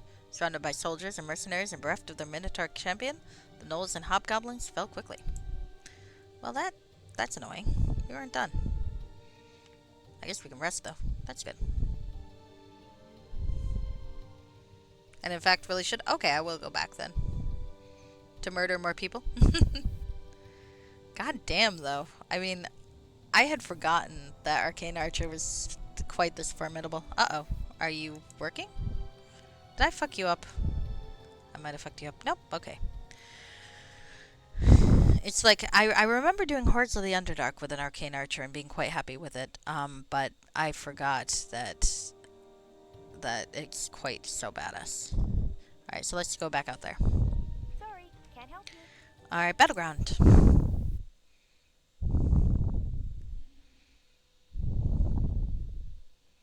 Okay, because if I knew that was going to trigger it, I would have kept fighting over here for a while. Alright. Okay.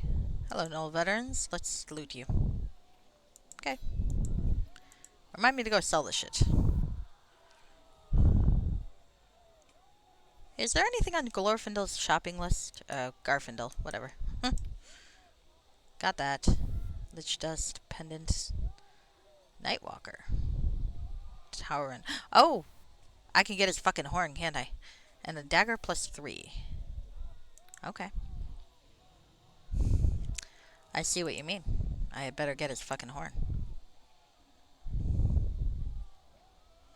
Okay. First I'm gonna go around this way and see what's over here. Oh, looks like the elves have done a pretty good job of fighting off these people, but... But I want money, so let's loot them.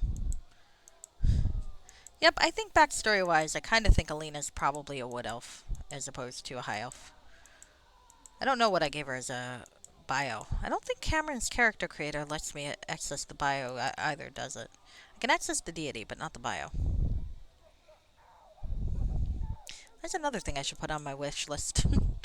Auto or forced rest and viewing your character bio. I think actually I could do it with the big character organizer though. Except for Vezran. It doesn't like Vezran. It really doesn't like Vezran. Because I think the subrace stuff.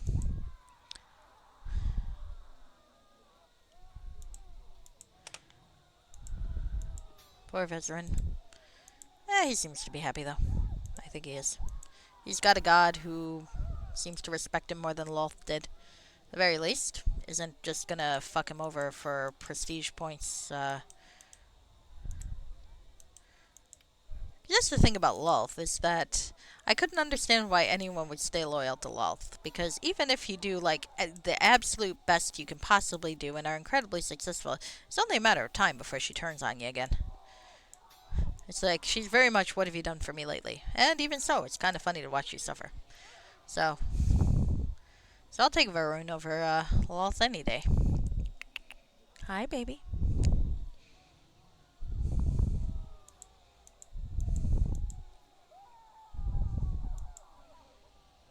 Hello. Hello, darling.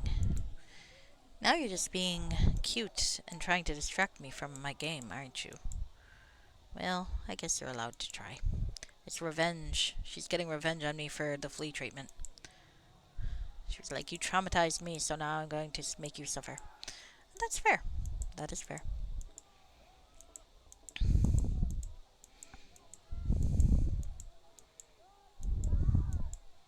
She's a small thing. She's very cute. Alright. Tethyrian soldiers. Hello. Can I talk to you? Well met. All these mercenaries make me nervous. What if they decide to rebel against the Tethyrian authority? Well, then we kill them. It's not that hard. What do you want? You're meowing at me. Making squeaky noises. Alright.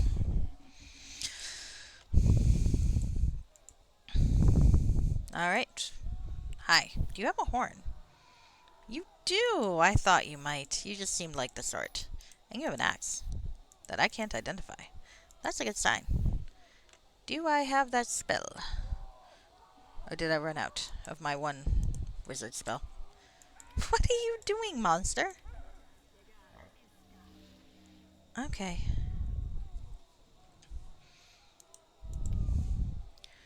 A favorite of barbarians. The great axe is the largest of the weapons derived from the basic woodcutter's axe. The double-edged head is far more suited to cleaving opponents than trees. Well, I might imagine that's true. Oh, I can use it too.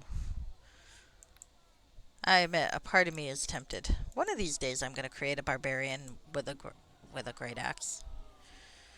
It occurs to me that barbarian is one of the ones I haven't actually played yet for stream, and monk. I just don't have any really good ideas for monk. It's like, I like that they exist. Don't get me wrong. I mean, I remember reading someone bitch about the idea that like medieval type monks are supplanted by Eastern type monks in the D&D setting, and I mean I get that in a sense, but I also think like you're kind of covered under cleric there. You can have European style monks as clerics, and it's fine. It's just a stylistic thing. So I like Eastern style monks. I just am not very good at playing them, and I'd never really have a lot of inspiration for playing one. I think I played one though for maybe Kunoichi 100 years ago, and I kind of liked that. So I might play if I do Kunoichi for the blog or for the blog stream, whatever the fuck. I might play a David Carradine's influence.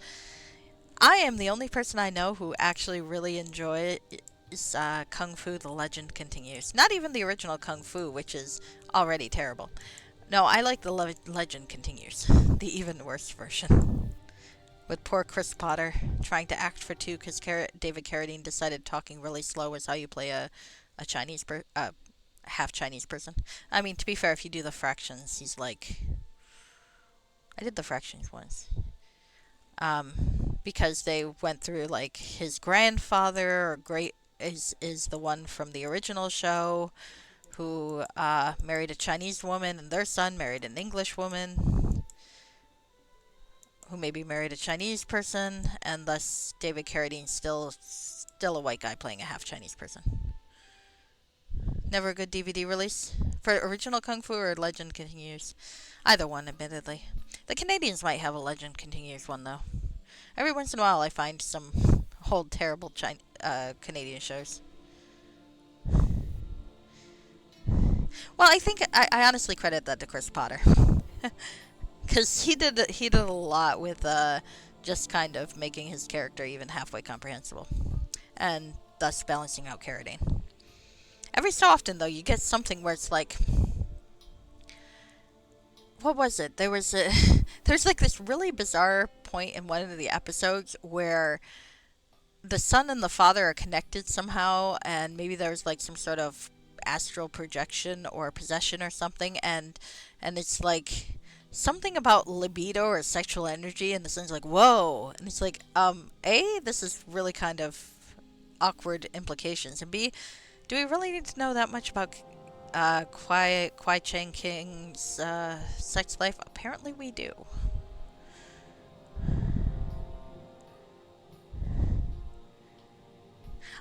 I don't think that was actually his arc, though. I mean, he knew about, like, it wasn't superpower. He was trained in Shaolin as a child. He knew what it was.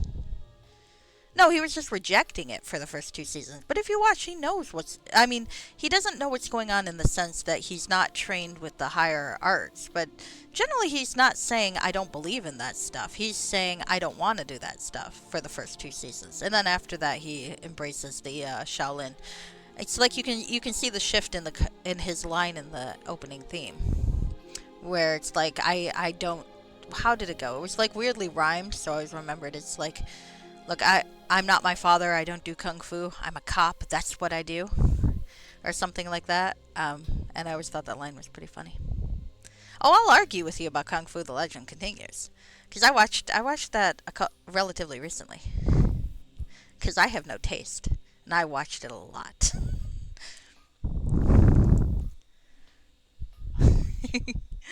It did get the rejection of the Shaolin superpowers did get a little funny though. Even though I don't agree with you that he was disbelieving of it per se, I do think it did get frustrating sometimes. But still, I mean, you got David Carradine over here barely acting at all, so you just kind of go with it. And then like the weirdest thing about it though wasn't even Carradine's character, but the fact that what was the family that adopted him? And it's like somewhere along the way they just kind of trickle in this information that the police commissioner used to be like the head of one of those para mercenary types that you always saw in the 90s for some reason, like what's his nuts from Wise Guy was one, and Krychek from X-Files was implied to be one. It's just like for some reason there was like this weird kick in the 90s with these like vaguely amoral mercenary guys that were just like somewhere doing things that we probably don't want to think about, moralistically speaking. But the funny thing about Kung Fu was that, or Kung Fu: The Legend Continues, was that they were doing that in presumably like 20 years ago, and then they just came and the entire group. Well, yeah, Kermit was one of them. But it was hilarious that the entire mercenary group became the police department. It's like 90% of all the police officers were part of Blaisdell. That was the name of the character's mercenary group. Kermit was just the most obvious one. And Kermit was hilarious. I did love Kermit. It's just like, what the fuck? How did this entire like the entire mercenary group decided to join the police academy and become a precinct? Like this one precinct. I always thought that was fucking hilarious. All right, show me your regular inventory. So what do I need? I think I need a dagger +3 for that. That was so fucking funny. I I am very much a fan of that really stupid TV show. Alright, there's the dagger +3. Do I have enough money for it?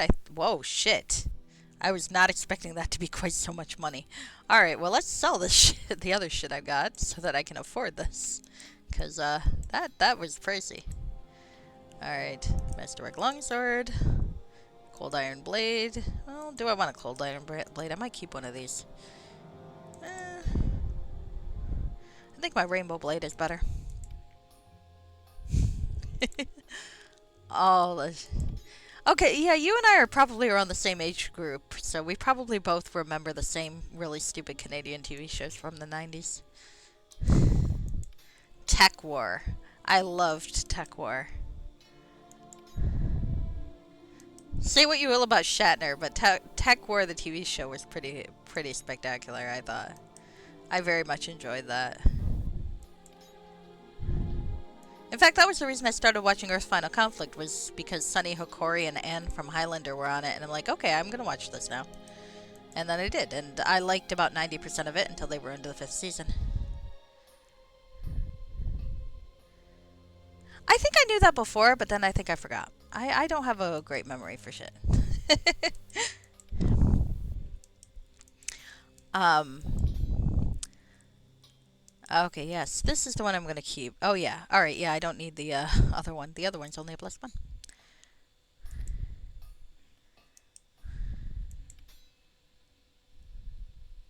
I'm actually 40, so I'm about 6 years younger than you, which isn't too bad. But see, my dad was a geek, so I saw things a couple years ahead of my age range, I think. So so I think that skews me. It's not too bad. It just skews me a little up if you're estimating me by pop culture tastes. It's all his fault. Blame him. So I was 9 and watching Highlander, and which was fine. I mean, Highlander was a good show. Don't get me wrong. I'll defend it to anybody. But what is funny is that it did skew me a little bit because then I'd watch Thundercats, and you'd have Mumra being all, "I ruled this planet for 1,000 years," and I distinctly remember going, "Amanda's that old." It's like, poor Amanda. She deserved more respect. I will say, watching as an adult, The Raven, Highlander the Raven, the spin-off, which no one liked and it lasted a very short time, is surprisingly watchable. Like, I would say The Raven is quite a bit better than the last season of Highlander was. Well, it had all that issues, but I never realized how much I wanted a character like Nick Wolf in the Highlander universe, though. Just someone who looks at all of this shit and is like, what the fuck is wrong with you people? And it's fucking hilarious every time. I wanted him to meet everybody. I wanted Highlander the series to continue just so Nick Wolf would show up there and react to everyone from regular Highlander and go, and just like sputter and rant and leave in a huff. I just thought that would be fucking hilarious. He got to meet Joe once, and that was amazing. When he got to meet Joe in one of the crappier episodes. Oh yes, Henry Cavill is going to be in it. I'm looking forward to that too. I think it's going to be great. I'm hoping they put it more like. I know some folks are like, only the first movie counts, but I thought the show had some really good ideas for expanding the universe. So I'm hoping it did. Yeah, no, I do. For me, I think the first movie and the TV show. Because the TV show had its flaws, but I think overall, because I watched it recently with a friend, like a year or two ago, it holds up well. I do think it does. It's got some weak points, and it suffers from the fact that it kind of predated real serial storytelling. So you didn't see a lot of after effects and such the way I think you would now. But I think it was good, and had some amazing performances. Peter Wingfield is now an anesthesiologist in like California or something like that, like at one of the big hospitals. Like it's really impressive because it's one of those big name hospitals. I forgot what it was, but I just imagine you're waking up from like surgery and your doctor is Mythos from Highlander, and how that would feel. It's like, good for him, but that would be so weird. Alright, here we go. I have a Minotaur horn, a dagger +3, and 15,000 gold. Please give me the dagger of the Tauron. Excellent. This won't take long.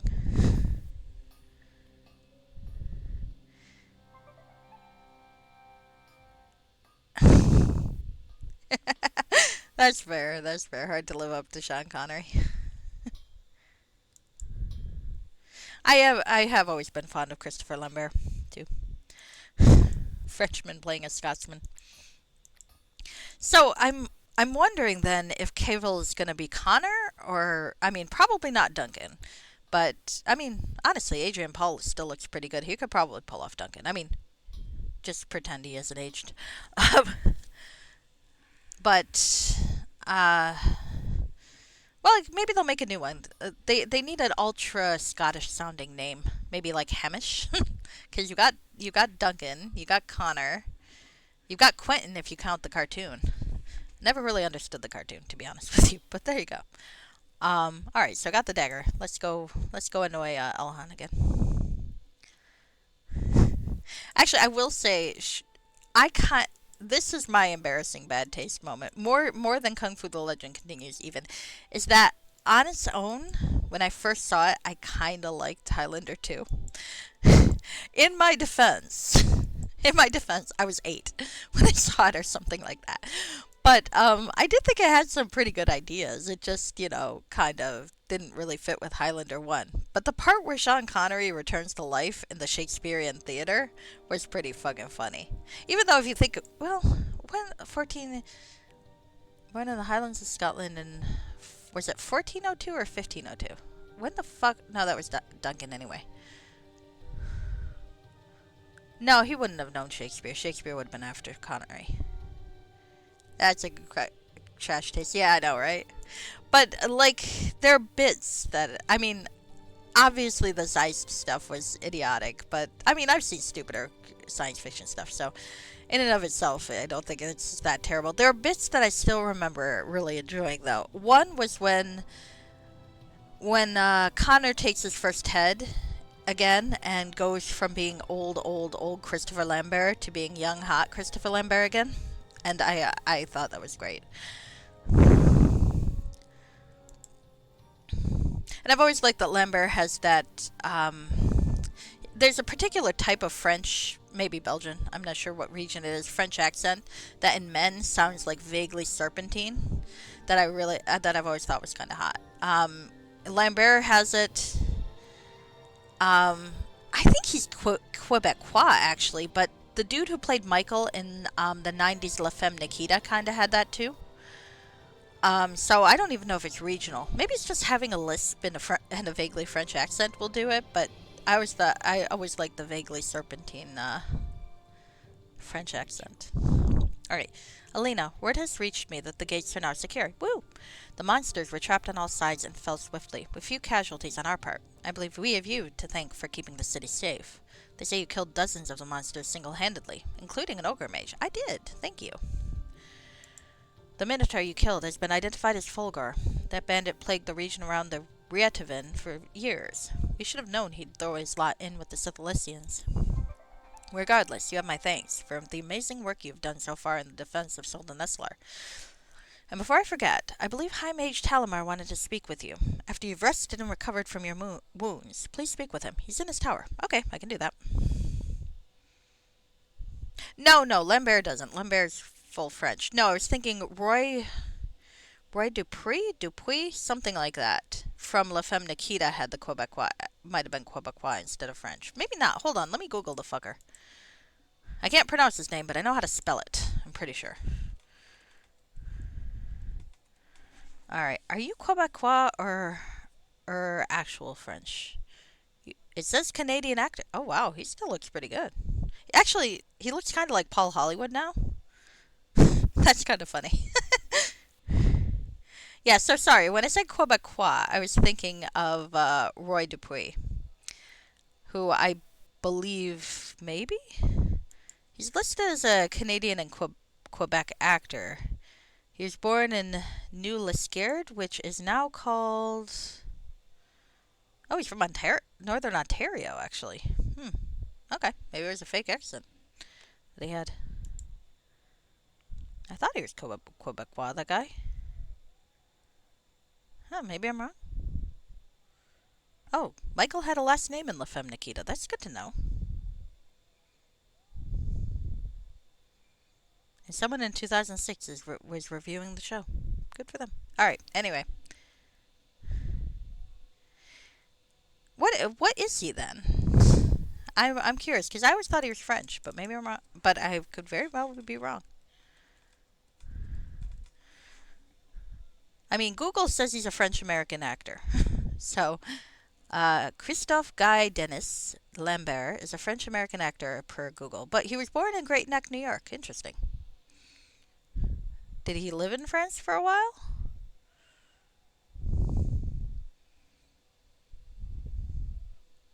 I wonder what he looks like now. Hmm. All right. Early life, born in Great Neck to people with to French diplomats. Moved to Switzerland at the age of 2 and raised in Geneva, and then moved to France and settled in Paris. Okay, that explains the accent. Ah, gotcha, gotcha, gotcha. I know there's parts of Vermont too that have, or New Hampshire or Vermont, because that's why the Remoulades in Julian May's Galactic Milieu trilogy are French. Okay, makes sense, makes sense. See, I don't know enough about Canada. I just watch a lot of bad Canadian TV from the 90s.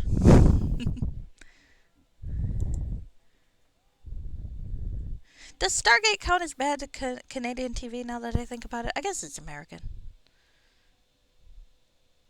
I think Atlantis nowadays is more watchable than SG1 though, because SG1, while I think it's still pretty good story wise and characters, it's a little harder to get all in on something that focused on the American military.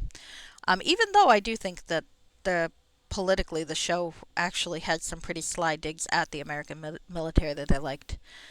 Atlantis also had military characters, but because of the displaced setting and the kind of different focus, it felt like more like Starfleet military than real life military. So it's easier to watch now in today's political climate. Oh yeah, I was supposed to talk to Telmer. Okay, I forgot what I was doing because I was too busy babbling about TV shows. We should talk TV shows more sometime. I kind of ran out of Canadian TV shows at the moment, but I'm sure more will come to mind. Alright, we're going back up to see Telomar. Oh, I didn't look at the dagger. Where's my cool dagger? Dagger of the Tauron. Ooh, look at that. Slashing 3, enhancement bonus 3, improved saving throws, mind affecting, plus 2. I'll keep it. I haven't seen Ginger Snaps, but I did watch Forever Night. Relatively recently I rewatched Forever Night. Still holds up reasonably well.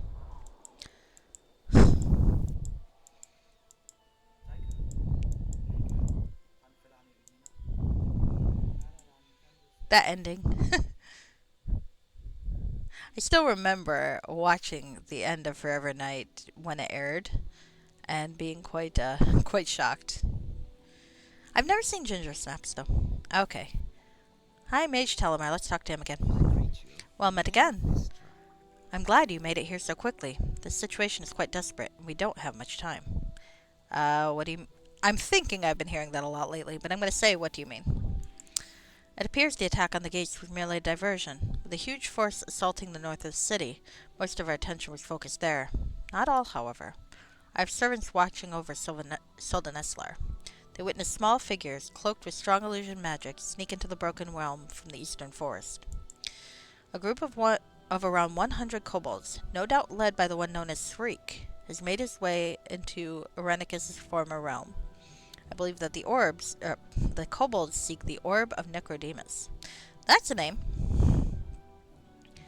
Who are these servants of yours?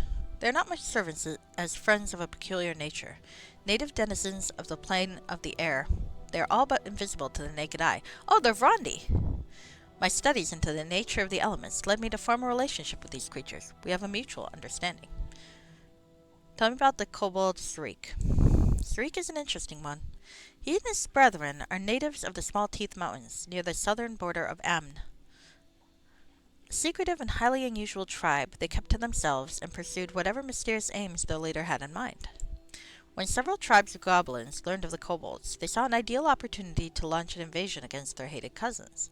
Though they outnumbered the kobolds, they found themselves driven back with a ferocity they never could have expected. These kobolds fought with a discipline and purpose rarely found amongst their kind. Ask the kobolds if they know Deacon. All kobolds know Deacon. Surprised by the strength of the kobolds, the goblins nonetheless pressed on, assuming the greater numbers would triumph in the end. They reckoned without the deadly sorcery of Sarik, who seemed to haunt the very shadows and attacked from every direction. Is Sequest Canadian? I don't know if Sequest is Canadian. Sequest was one that I watched a lot as a kid. That one didn't really hold up well, I have to say. And honestly, and I feel really bad saying this considering the actor, what happened to him, but Lucas Wolinchek was really fucking irritating. It's like everything people complained about with Wesley Crusher, I thought was a little bit unfair because yeah, Wesley could get annoying, but he was there only like he wasn't in that many episodes and that prominent. It's like he had a couple of adventures here and there, kids stuff, and I didn't think he was ever like really too, you know, he was a precocious kid, but I didn't think he really crossed the line into impossible. Whereas Lucas Wolinchek was fucking annoying to me. I do feel bad saying that because, Jonathan Brandis, poor guy. But that wasn't his fault. He didn't write the character. He just played the character very well. Alright. They reckoned without the deadly sorcerer Sarik, who seemed to haunt the very shadows and attacked from every direction. Okay. It seems Sithilus learned of these unusual kobolds and their mysterious powers. Whether through threats or promises, he managed to convert him to his cause. Sarik and his tribe left the Small Teeth Mountains, and now lead the kobolds of the Sithilisian army. The Common Brethren are said to hold Sarik and his tribe in awe. Okay. So what the hell is the Orb of Necrodemus? Ooh, Lich. I do need Lich blood. That's on my shopping list. Hold on.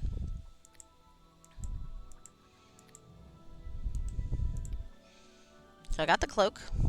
The Ring of the Lich. So I need Lich dust. Oh shit, I sold that silver ring back. Fuck. Well, I'll just buy it back from him. Fuck it. Alright. Okay, Lich of considerable power who laired in the Starspire Mountains circa 200 years ago. Well, that's not that long for you. He had grand designs for the region, intending to rouse the local orcs and goblin kind and take what power he could through force. At some point, he crossed the former archmage of the city, Jonalith Orenicus. Ah, that guy. The details of this encounter are scarce, but it's safe to say they didn't see eye to eye. After a brief and furious spell battle, all that was left of Necrodemus was a smoking pile of bones. Ah. Somehow, Orenicus placed the essence of the fallen lich into a magical orb. While we didn't approve of this act, at this point, Jonalith wasn't inclined to listen to anyone, even Queen Elisime. Elisime? One day, I will decide. Sequest is American? Oh, okay. It's hard to tell, sometimes. Although Orenicus was later banished, the Orb of Necrodemus... So if you really want to get me ranting about something, ask me about how I feel about Andromeda one of these days. But not today. Alright.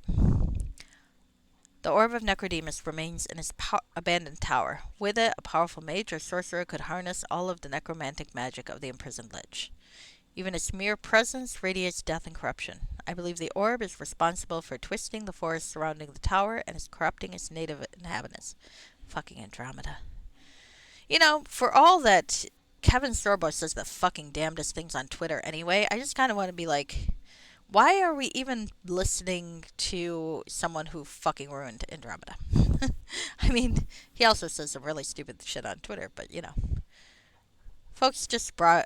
I dislike how when famous people will say something stupid, folks just like to broadcast it over and over again. It's like, okay, yeah, but why do we care? And it's even worse when they're not really all that famous anymore. He got upstaged by Lucy Lawless like 2 years in. It's fine. We can just pretend he doesn't exist. It's okay. Sarik and his kobolds surely plan to steal the Orb of Necrodemus and deliver it to Sithilus. With the power of the orb, the ogre warlord would be near unstoppable. He could even use the orb's necromantic powers to rot away the very foundations of Soldan Islar and cause it to collapse. So, you want me to find it before he can get his hands on it? Exactly so. Before Irenicus was banished, he enchanted the tower with a powerful curse so that no elf from Soldan Islar could ever pass beyond its doors. Only an outsider, and a powerful one, can hope to make it through the Broken Realm's denizens, enter the tower, and retrieve the orb. Alright. How many times am I going to have to single-handedly save the city? Well, let's do it. I feel like Alina thinks the second option, but says the first. Here's a pass to the Broken Realm. Show it to the warden, and he will let you through. Be very careful. Quite aside from Sarik and his kobolds, the forest is crawling with unwholesome beasts who will not hesitate to attack you on sight. Return to me when you have the Orb of Necrodemus. Okay. So what am I looking at time-wise? Yeah, I think I can start this next quest. I got a little more time. Before then I have to figure out what I'm doing later tonight. Hello, kitten. You are not dead, so I'm assuming that means you did not find a way to lick the flea medication off the back of your neck or something. Which is an irrational fear I had.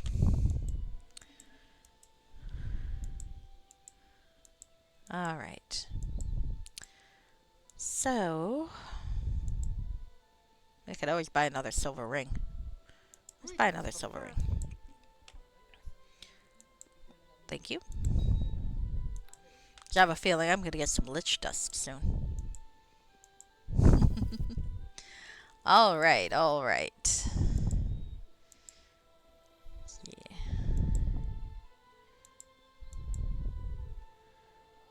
It's hard to tell too, because some shows are American but would film in Canada, and that would just be confusing. I assume you guys had better had like more exploitable conditions for the shows or something, or better benefits, one or the other. All right, let's talk to Elhen. All right. Well, I already spoke to him, so let's look into the Broken Realm, which I did want to go into, so I'm kind of glad for this opportunity. Hello, Warden. Welcome. Halt. You may not venture beyond this gate. Yes, I've got a pass. The Warden examines the pass. This is indeed High Mage Telemar's handwriting. Only he and the Queen have the authority to grant such a thing. Very well. I shall open the gate. I know of your heroics, and this alone gives me some belief that you will return alive. Better government bribes. Makes sense. If you find the body of the mage who passed through earlier, I would ask that you return it. While my anger still burns at his duplicity, I would not wish the denizens of the forest to make a feast of his mortal remains. Oh yeah. Sounds like someone I know. Narimal. Okay, well I'm sure Narimal's gonna be alive. But it'll be nice to have my second henchman again. Or kill him. One or the other. Win-win, really. There. So do I get to kill Narimal?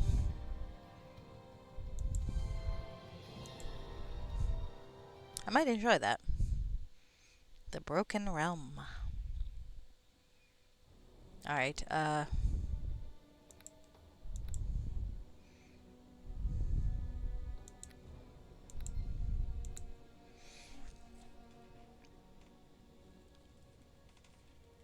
hit my caps lock again. Yep. One Magical Christmas was filmed in your town?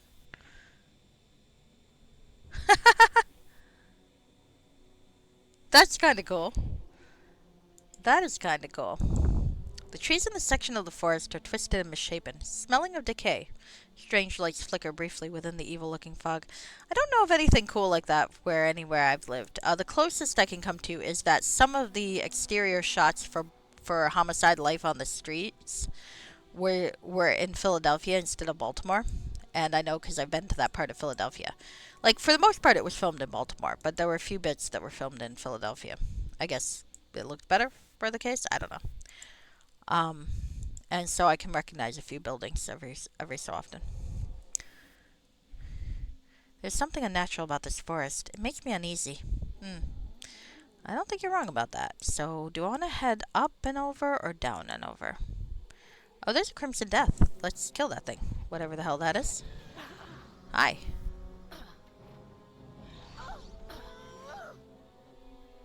Thinking I might have wanted an amulet of anti-ability drain. Oh well.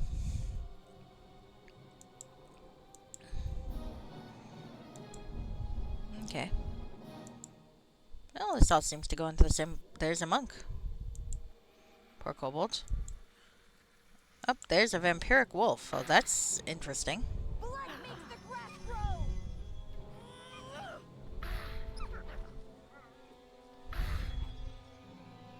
Oh, and a will-o'-the-wisp. Yay, let's kill the wisp. I still hold a grudge for Ultima. You fuckers sold poor Zog the Armageddon spell. And then me the Armageddon spell. You should really stop doing that. Because everyone who plays the Avatar and at one point will save the game and then cast spell Armageddon just for the hell of it. Because you have to. It's one of those things you have to do in Ultima games. Like killing Lord British. You gotta kill Lord British at least once.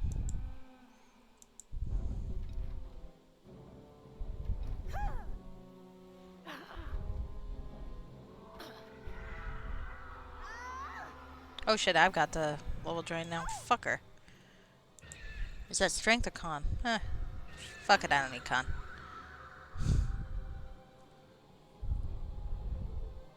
Oh, there's a dead kobold commando.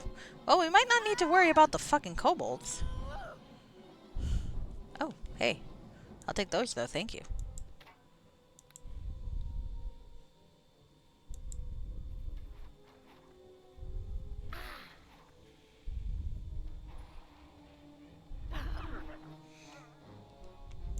Somehow I didn't realize Baldur's Gate was so much in Solden Isler. Or at least I think I only played the Candlekeep section though. So one day I'll play it. Cause I mean it was fun. I just like got distracted and then I started playing Neverwinter Nights because well modules. And also I mean, I get the complaints when people complain about Neverwinter Nights being single player instead of like party management, but I hate party management so much. So, for me, it's a plus. Hi. I'm not sure why I ran up to you, but okay. Ooh, hello. I like those. Alright.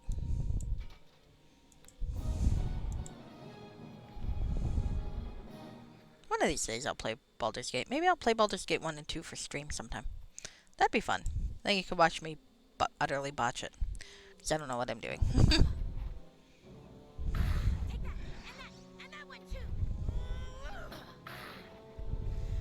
Tell me where all the cool stuff is. I don't mind.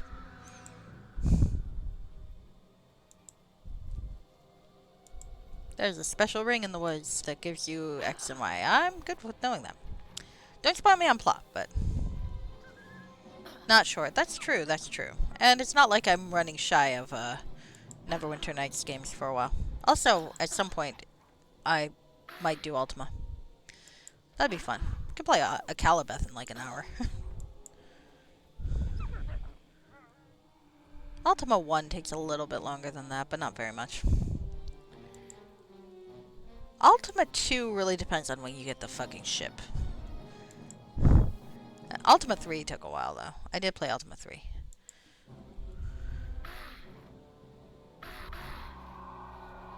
Four wasn't too bad. You just kind of need to know where you're going with 4.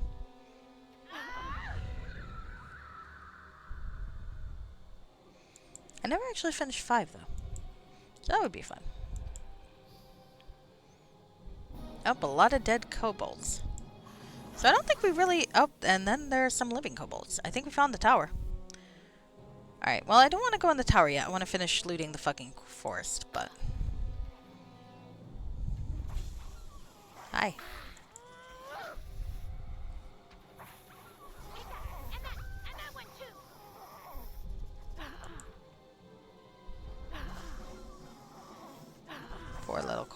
I always feel vaguely guilty killing kobolds.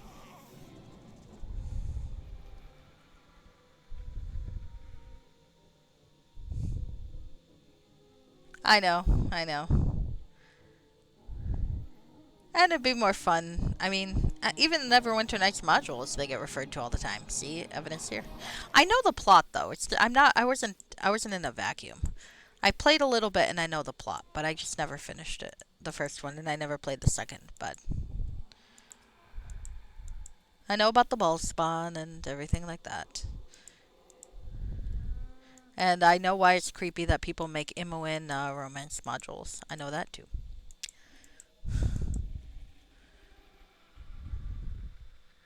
Yep, Baldur's Gate 3 has.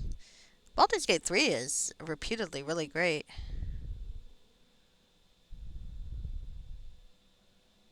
Hmm. I really want my dream thing, and I don't know if it's remotely feasible, would be for Larian Studios to make Neverwinter Nights 3. I don't care about the plot. I just want the tool set. Give us the tool set. Give us the tool set. I don't really understand like folks who are really tribalist. I think that's a racist term. Who are really fanatically devoted to one game or another. Like the fact that there is Neverwinter Night and Neverwinter Night 2 purists who bitch about the other one just boggles me. Like the only thing I could possibly think one Neverwinter Nights 1 fans could resent Neverwinter Nights 2 for is that some of the module creators decided they liked making Neverwinter Nights 2 modules better. And that just means you buy another game. Come on. That can be expensive, admittedly, but it's like nowadays, nah. It's like you still get to play extra games, extra tool sets. I mean, I guess if you were to ask me if I like 1 or 2 better, I like 1 better because I think the selection of fan-made modules is better with 1 than 2 because I think the tool set's a little easier. And I don't really like party management. Yeah, probably not. But it's still a dream. And really, like I said, the big thing is the tool set. If Baldur's Gate 3 came with a tool set, it'd basically be both Baldur's Gate and Neverwinter Nights 3. I mean, heck, and I mean, all they really have to do is set the game in Neverwinter partially. I don't think Neverwinter Nights 2 even spent. Oh, I guess they spent a little time in Neverwinter, but it always seemed like you were going everywhere else anyway. Crap budget. Yeah, I can see that. I mean, I thought the story was fine. I mean, I've read Let's Plays and such for both Baldur's Gate and Neverwinter Nights 2. And the story seemed okay. I can see that. I mean, the thing is, like 1 versus 2, I think whether you like 1 better or not, I think is just usually just a matter of like personal preference when it comes to UI or camera or graphics or or like party management. Still annoying.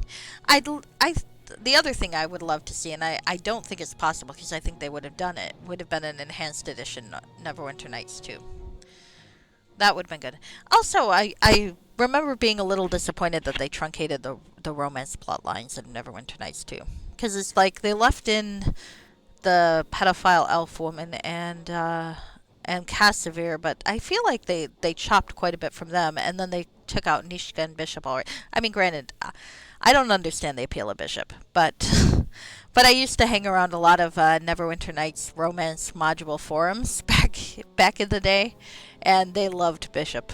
They also loved Vico from A Dance with Rogues, so that probably tells you something right there. They probably grew up to be Raylos, but I did not understand the appeal of Bishop.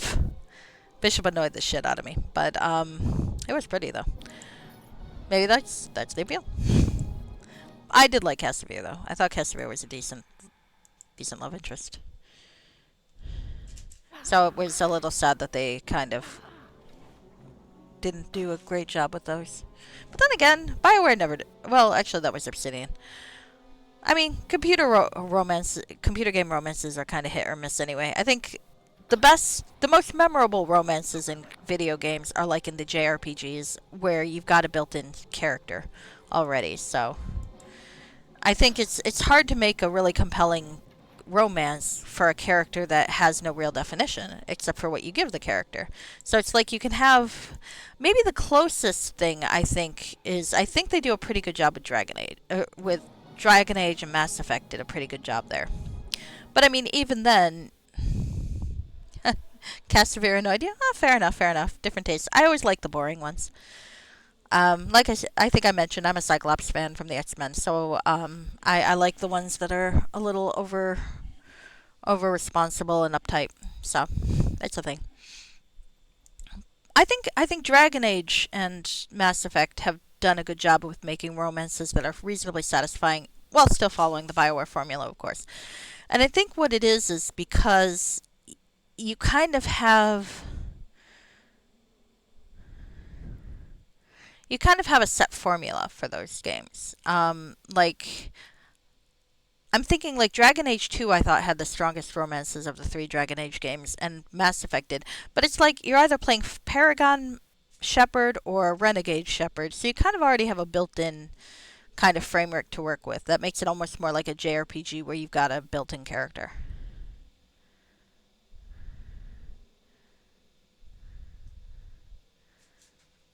Ah, I've not.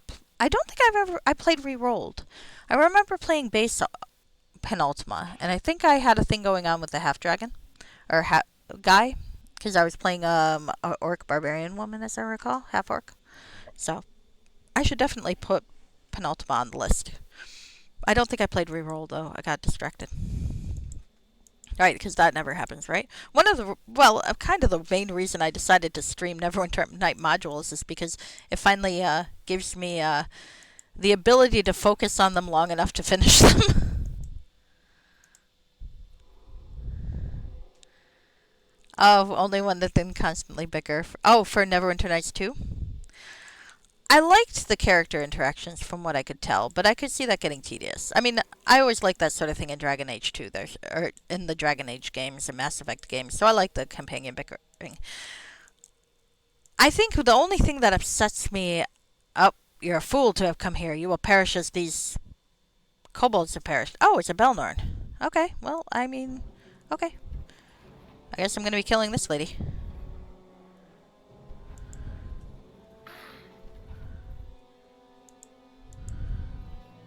Hello. I've got blind fighting and point blank range. We're fine. Here we go. Wasn't expecting that.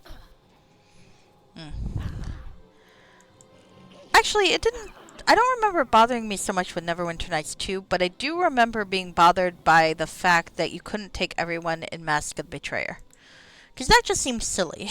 It's like for Neverwinter Nights 2, I get it. And also the Dragon Age games. You've got a bigger. I liked Grobnar too. I like gnomes.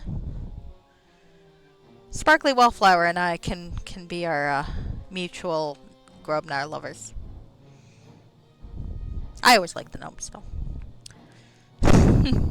That's okay. We'll be a duo. You can join us, Rushke, if you have taste. But if you don't, then you can't. You can't be in our gnome Grobnar lover club. I do think he kind of suffers from the whole NPC mages are kind of irritating. Well, I mean, you could actually control them. Oh, here's a bard too. Anyway, wasn't he?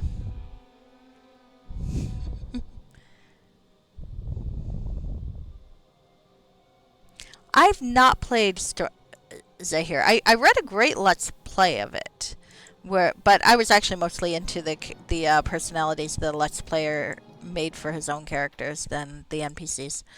So I don't know very much about it. I think it was on Let's Play Archive that I read it.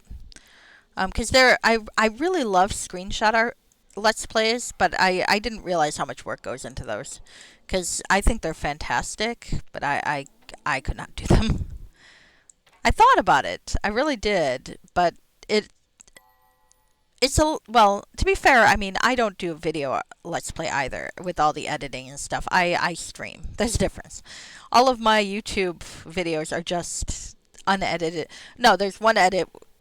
You'll see one or two edits with my streams just to take out points where usually my mother will come downstairs saying my name and asking me to do laundry, which I don't mind, but you know, I prefer not to have my name on stream.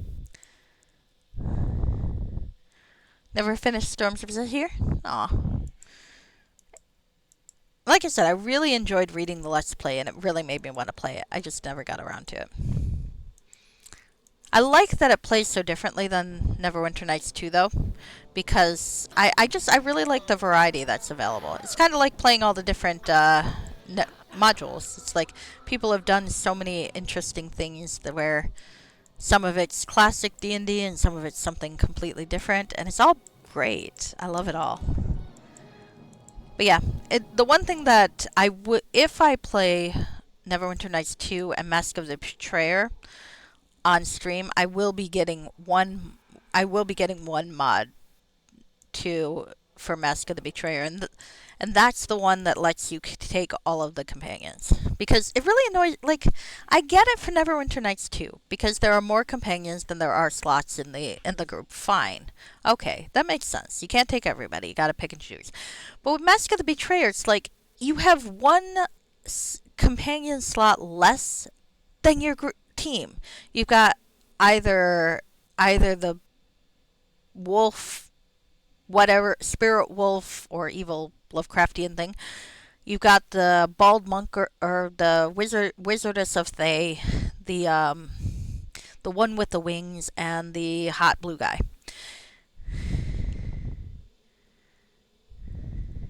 That's fair. That's fair. Sometimes you just gotta play something new for a bit.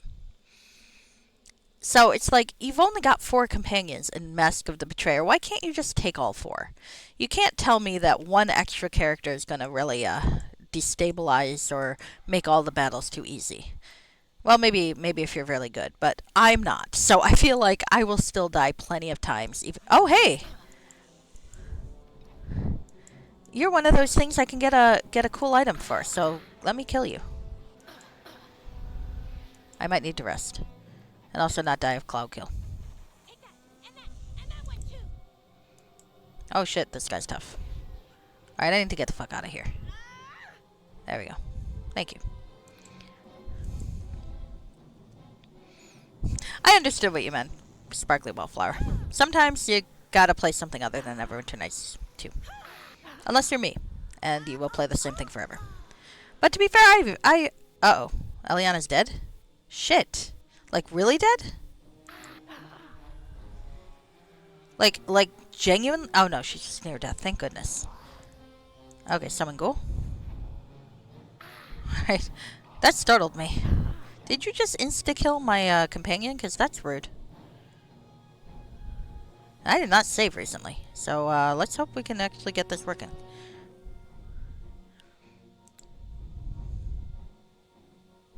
Okay, let's Seeker Arrow you, because I've never used one of these before. Fucking hell. No.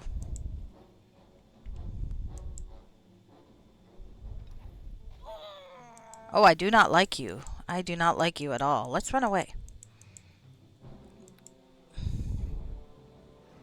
Okay, bye. Sorry for you. I'm gonna need you to take this one.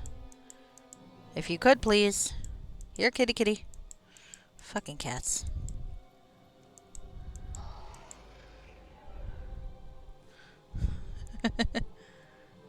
That's near death. So am I. No, I'm only badly wounded. Leave me alone, you fucker. There we go. That's what I needed. Okay. Thank you, kitty kitty. Ah. You killed her. You asshole. Thank you, Lena. Alright. Running away again. Fuck. This guy's tough. I don't like him. Fuck, I really don't like him.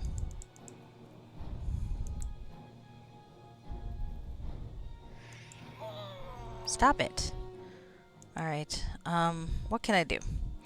Do I have anything else I can use? I mean, I could summon a creature. I don't really want to because I'm gonna end up resting, but... So that feels like a wasted spell. On the other hand, I am fucking dying. So maybe I should fucking suck it up. Oh wait, I only have one, like, ability. Right. I'm a terrible wizard. I forgot. Alright. No, fuck it. Let's do one of these.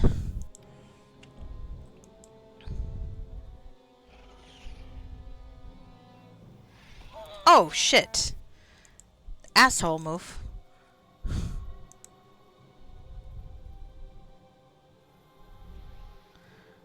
Alright.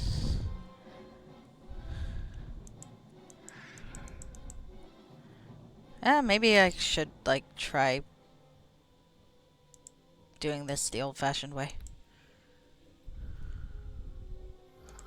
Come on. Come on. Come on.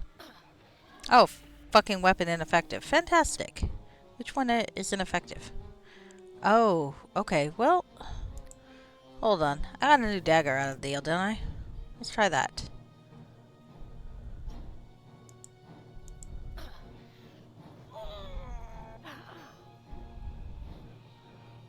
Damn it.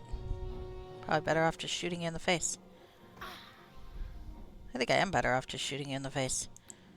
Fuck it. Leave me alone, you fucker. I'm surprised Alina's awake yet. Yes, she is. Alina, if you could help, that would be fan-fucking-tastic. Hi. How's it going? Nothing. Just, stay there, please. There we go. That was fun. I lived. Alright. What was I babbling about before this battle decided to kick my ass? Oh yeah. Still annoys me that you... Just 4 companions and you can only have 3 is fucking unreasonable. That's all. That's all I'm saying. 10 companions and you can only have 6, fine. Fair game. I don't know why it's different for me.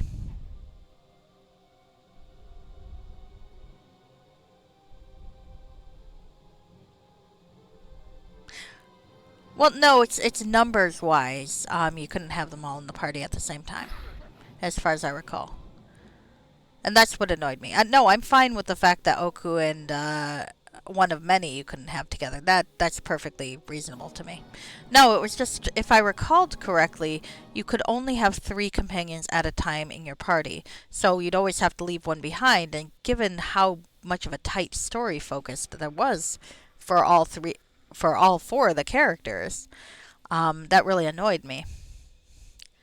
Because unless you had a guide, you wouldn't necessarily know which place to take a character. So in that particular one, I will be using, because I've already found the mod for it at some point and saved it to be able to carry all 4. Actually, it might be a console command to be able to carry all 4 characters. Because that's just silly. That, and I'm a terrible gamer, so I promise you I will not be any more overpowered with 1 extra character. That is not how I play these games. You can have faith that I will still die out of incompetence. Far, far too often. Alright. I think that covers basically all this stuff, yeah? So let's go into the tower. On the plus side, I've got the ashes, so I get a cool thing. My rest is disturbed again. Really? You fucker. Hope I have time to... I should, before I report it. Okay. So, let's see. What else is on my shopping list? Ring of the Lich. I got a silver ring. Dragon blood. And I got the ashes. I need a longsword plus 3. Oh, that's going to be expensive, but that's going to be fun. That said, I don't have the money for that. I'm going to have to sell shit. I'm going to have to sell a lot of shit. Do I have a longsword plus 3, I guess is the question. I don't think I do. I used to. But I don't think I do now. That's going to be a problem, I suspect. Well, Cross the bridge when we come to it.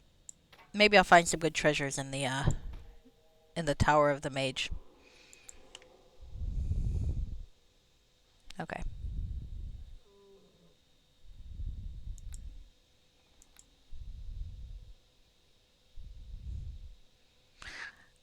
Yeah. Well, as I recall, it's not quite so bad if you're playing good because you eventually get some ways around that. I've heard it's a bitch if you're playing evil though. Um, because eventually, if you're playing the good side, you get like some of those self control mechanics, and so it's hard at first, but it eventually eases up a little bit. Yeah, I'm not sure how I'm gonna do with that, especially because from what I remember, the evil ending was better, but maybe not. All right. Anyway,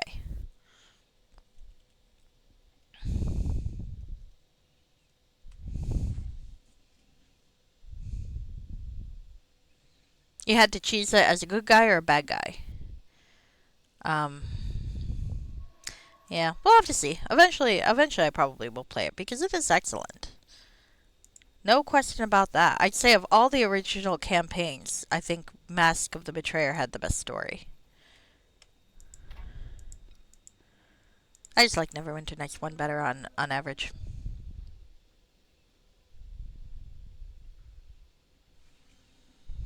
Hmm.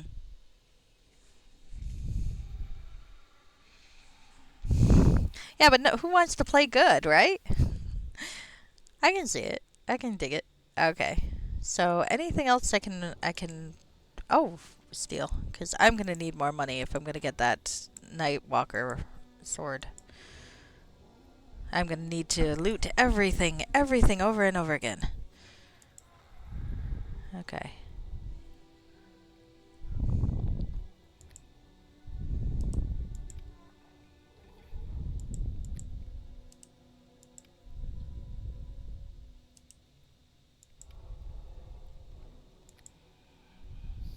Rainbow blade.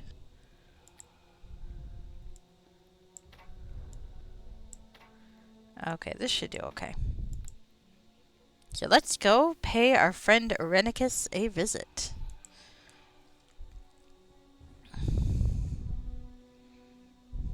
Also thought it was kind of crappy in Baldur's Gate 2 how all of the romantic partners of the eligible ladies conveniently died. Huh, interesting. That could be worth trying. Though I think I want to give in to the curse and become an eldritch horror. That would be fun. I can play both. It'll be okay, I think.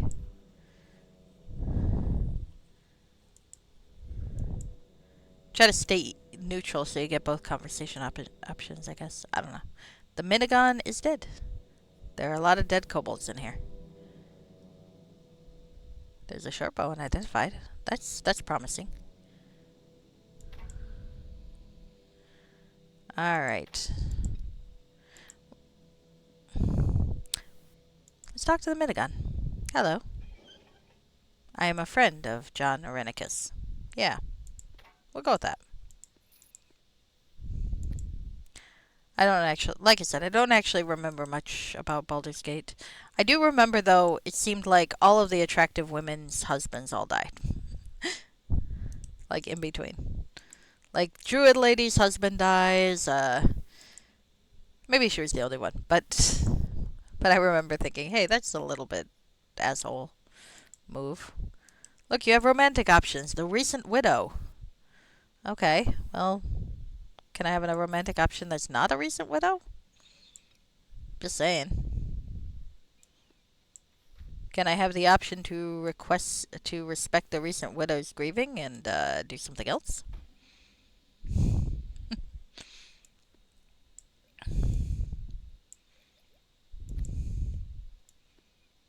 That one's gonna sell for a bit, I bet. Alright, okay. Right, what am I doing? Stuff. Inventory management. Yeah, you can go for your sister. Don't you need a mod for that? Because I feel like there's a mod for that. I remember seeing people talk about the mod for that, and it's like, okay. I mean, like, there's the different strokes for different folks. I just kind of think that's a little weird.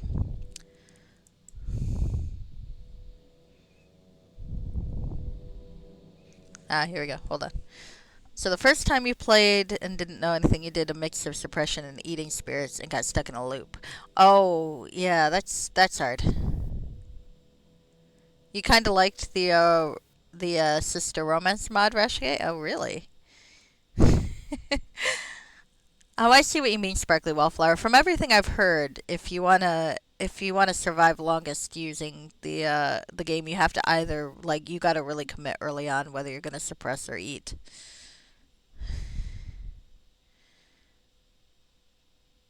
If you mix it, then the tactics are gonna be really difficult, I think. So you liked the sister romance mod? I see, I see. Now I'm teasing. I'm not judging. I am judging a little bit, but only in fun. The field of energy forces you back. You'll need to disable it before you can go further. Okay, so there is a puzzle here, I'm assuming. A torch bracket. Okay, things are brighter. I feel like that can't be the only thing you can do here. So let's see, the magic barrier. Let's look at that. Alright. Well, I'm going to poke around here. I may end up calling it a night pretty soon as it is, but... So, the Minigon's turn.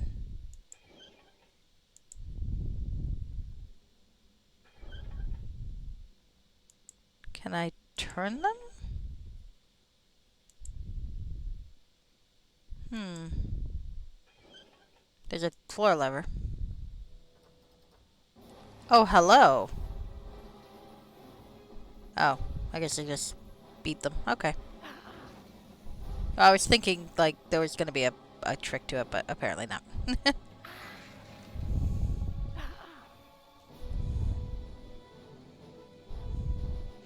Oh, interesting.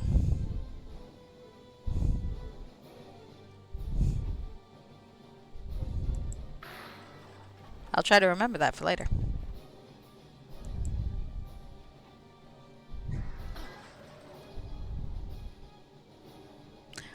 Oh, yeah, that'll do it. Blood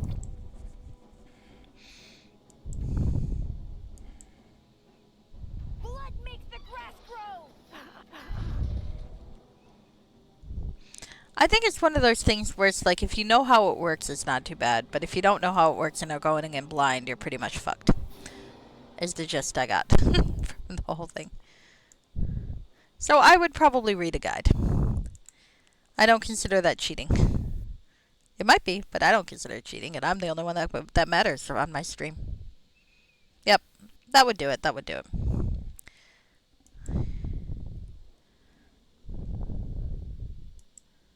All right. Well, that seems to have gotten rid of the barrier.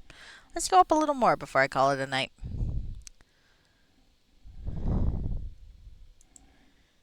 Maybe one day I'll make a Discord community and we can chat about stuff like this. I'm too lazy though. First floor. Huh. Do you smell that? Some kind of animal or beast must live here. Is Luke's skull European? Or maybe just using European styles. Oh, fuck. Nope, I don't want to step on that. Alright. I have a familiar, I think. Oh, and I've got a thief friend. Do you want to fix that? Sorry, can't help you. Really? Are you... Are you level drained? No. You just suck. Okay. That's good to know.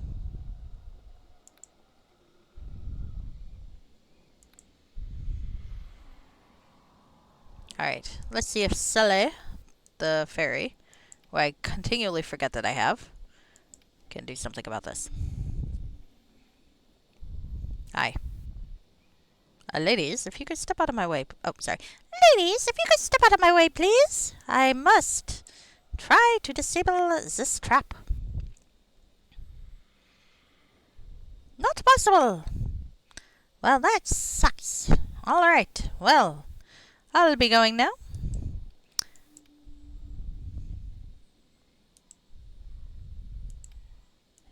Hmm. What level am I at? I am at level 12, and she's at level 10. But she's kind of mixed half and half, so. Alright.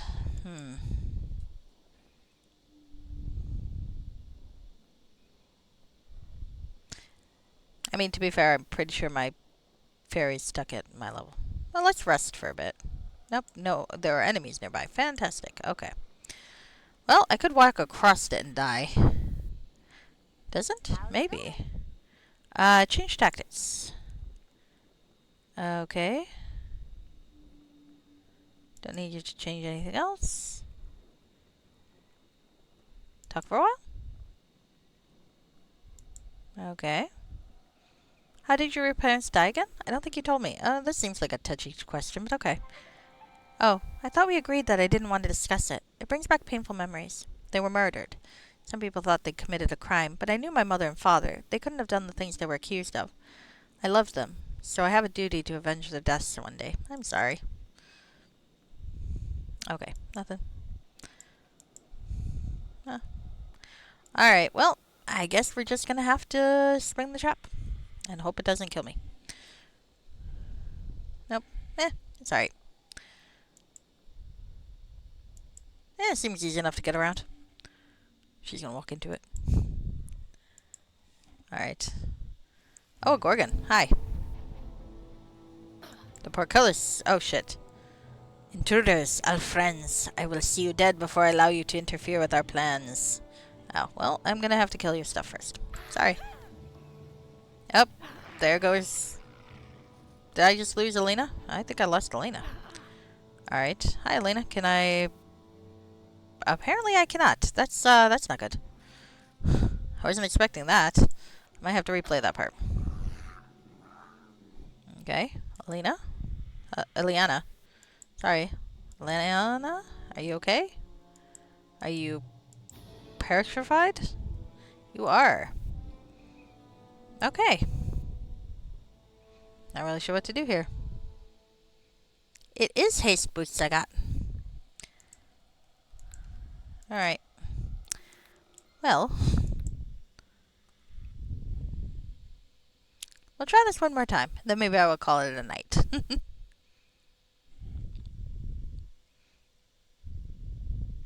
Then I will decide whether or not I'm going to play the, belatedly play the Halloween event on Final Fantasy XIV, or if I'm going to play too much of my cell phone game. Ah. Well, see, she's not in my party now, though, so I'm not sure if my sleeping will have anything to do with it. That's the problem. So maybe I won't go there yet. Oh, Shriek. Hi. Intruders, elf friends, I will see you dead before I allow you to interfere with our plans. Okay, well, that's fine then.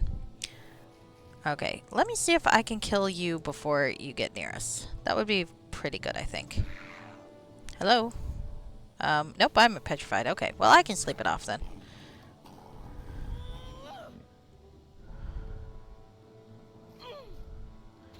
I just need her to stay in the group. Fucking keep killing the Gorgon, please. Dumbass. She was fine until she turned the fuck around. Yeah, petrified. See, the problem is, I don't think the petrification wears off if she's not in my party. Maybe it does. I might be wrong. But I don't actually have anything stone to flesh, or I think so. We're gonna have to try to do this differently. Why don't you stay here for now? Now I'll go this way, and we'll see if maybe I can take them out myself. Alright. Alright, let's get this one.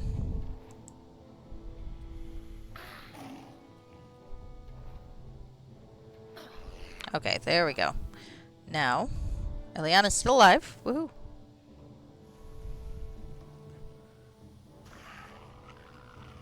Okay. Yeah, worked out. It was a poison trap, but that's okay. Alright. Only time stone to flesh is useful. Yeah, really. It's an RP spell, I suppose.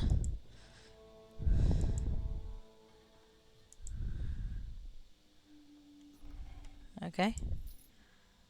Floor lever. Why is there a floor lever in a jail cell? Uh, Arenicus, you're a weird guy.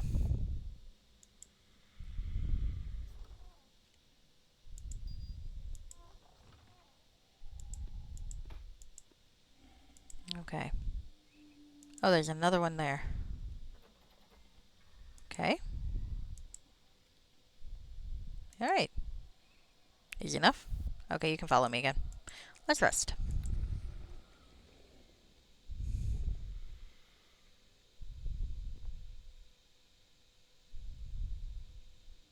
Yeah, right? There's that. There's that. It'd be nice if they warned us. I don't mind things that are geared towards one class. It's just, it's good to let us know what that class is. I'm perfectly happy playing a rogue module as a rogue, or a wizard module as a wizard. I do remember in the old, one sec. In the old vault, I would occasionally see this one reviewer who'd get ticked off when he couldn't play his, like, human fighter and stuff, and would negatively review things for that. And it's like, you can't play a good guy in this. It's like, yeah, it's advertised as an evil module, dude. Why are you trying to play a good guy in an evil module? It was stuff like that. It was really annoying. I still have a grudge against that guy. I think he's on the new vault, but he seems to be less of a dick, so. And uses a different name, so I'm not 100% certain it's the same guy. But he seems to have gotten over himself a little bit and stopped, like, grading people down for not making, the mod. Though I swear I saw someone, like, negatively review, of all things, Gladiatrix for not being able to play his male character, or trying to play his male character and it fell apart. And it's like, why are you trying to play a male character in Gladiatrix? It's like, that's pretty much a dance with fighters, isn't it? I might be wrong about that, but that was the gist I got. Ah, UMD? True, true. So you can do it with a thief. Oh, it doesn't work? Come on, show me the gauntlet's too awesome for me. How about identifying it? Alright. Okay, well, I guess hopefully it'll sell for a bit if I can't use it. Alright, so let's rest.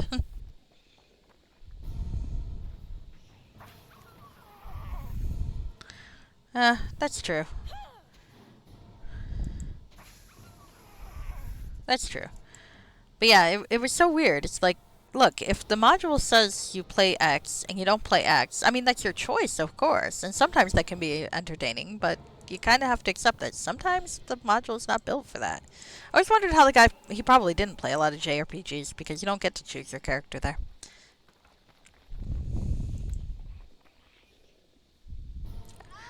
I don't mind using a pre-gen character if the pre-gen character is made well. Like, if that's the character that the module is designed for, I'll play with it. I think I remember there was one, a Drow's Tale, which was quite fun. It includes 3 possible versions of the player character, but the only one that was even I could tell that the character wasn't really optimally designed. The only one that was really playable, I think, was the sorceress. The thief and weapons master had some glitches to him, but it was fun to play it with the sorceress. I don't know. It's just like, look, if you're really that attached to playing this one particular character, you don't have to play every single mod with. I mean, I played Chris Huntoon stuff with Sebastian, and I was kind of breaking the rules because Sebastian was neutral and not good. And it was for a good character. It was close enough. But if I wasn't going to complain for not having an evil option because of that. I don't know. I always kind of play neutral as being good light anyway, so it wasn't a big deal. All right. I need all the money I can get. All right, here we go. I don't know. Like I said, the guy's probably mellowed. I hope. Gladiatrix. Well, I mean, I suppose if you wanted to make like a gay porn plot line with that setup, that would be a reason to play a male character. And that I could completely understand wanting to do that. Um Actually that sounds like it'd be fun. I'd play that. I was always kind of sad that A Dance with Spies was hetero as far as I know. Cuz I always thought that sounded like a cool concept and I probably still will play it at some point. But it's like I don't know if you can sleep with men in it, and that would make it better. Hey, in A Dance with Rogues, you can sleep with ladies and men. I feel like in the male version, so to speak, you should be able to sleep with ladies and men.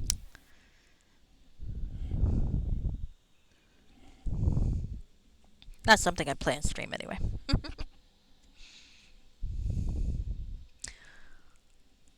Ah, the kitty's asleep. She looks so cute in her bed. I have discovered that shag dog beds are very, very popular for mini cats. They are furry and comfy.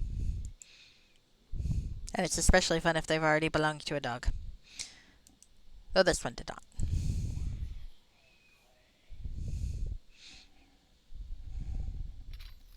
Ah, thank you. Oh, hey, that's cool. I'm 1 point shy of being able to open it. Can I open this? I forgot I took 1 point in this stuff. Alright.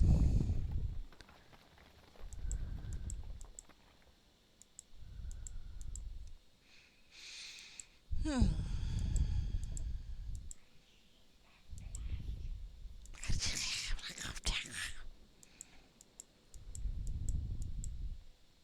Hey, is there a romance in the Prophet games? Just curious. The reason I ask is because I'm thinking instead of playing him through Aelin Saga, I'm probably going to play Bullfrog through Prophet because it seems like the sort of thing that it would be really funny to have a character named Bullfrog through. But it would. I still miss out. I feel like I miss out on the opportunity to have the character saying romantic things while being a man named Bullfrog.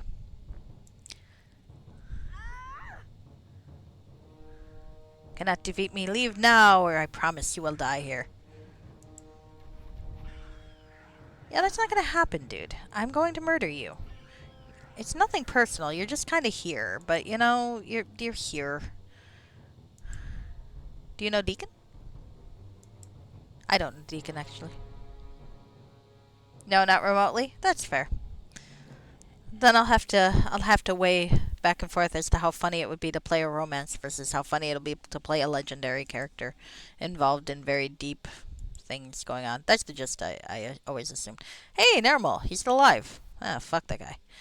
Alright, well, let's see what he's up to. Hi. So, you made it past the Guardians. I thought you might. I imagine you've left a trail of death and destruction in your wake, so I must thank you for making my departure from here all the less troublesome. Well, you better have a good explanation for this. I can assure you that I'm not in league with these kobolds, much less the Sithlicians. I encountered the leader, Sarik, outside the tower. A truly remarkable specimen. We came to an agreement. I lent them my assistance in overcoming the tower defenses. In return, they left me alone to continue to pursue my goals. There are tomes of magic here, filled with enough lore to break the minds of many lesser mages. Now they belong to me. I've taken the most useful, though the thought of leaving anything behind is troubling. The rest must await my return. I have a promise to keep. I'm glad to hear it. You made the decision to fight for Tethyr. You can't back out now. You misunderstand me. I agreed to accompany you for a time. While our paths are headed in the same direction, I was content to follow your lead. Now, however, there are things I must do. The sins of the father shall be visited upon him tenfold.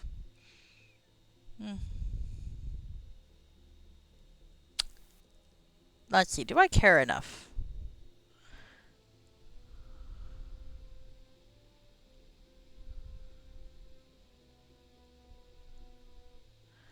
Ah, secret romance.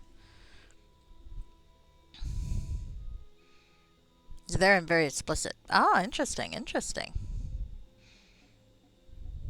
That sounds promising. Alright, so votes. Do I care enough about Nermal to threaten to bring him back, or do I not care? I didn't really save, so.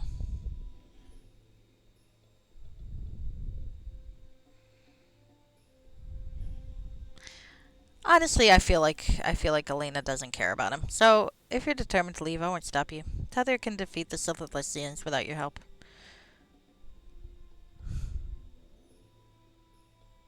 Okay. Despite my utter contempt for the army and indeed humanity in general, I do hope you succeed. Farewell, Elena. Alright, fine. Whatever.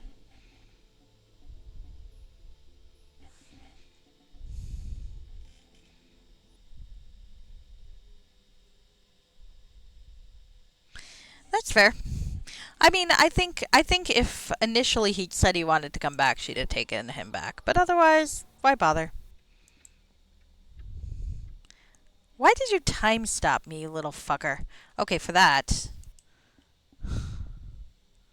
Can I kill him now? Surrender, or prepare to meet your end. Probably not. Worth a try. Well, now I want to kill him for the hell of it. When did I last save? Yeah.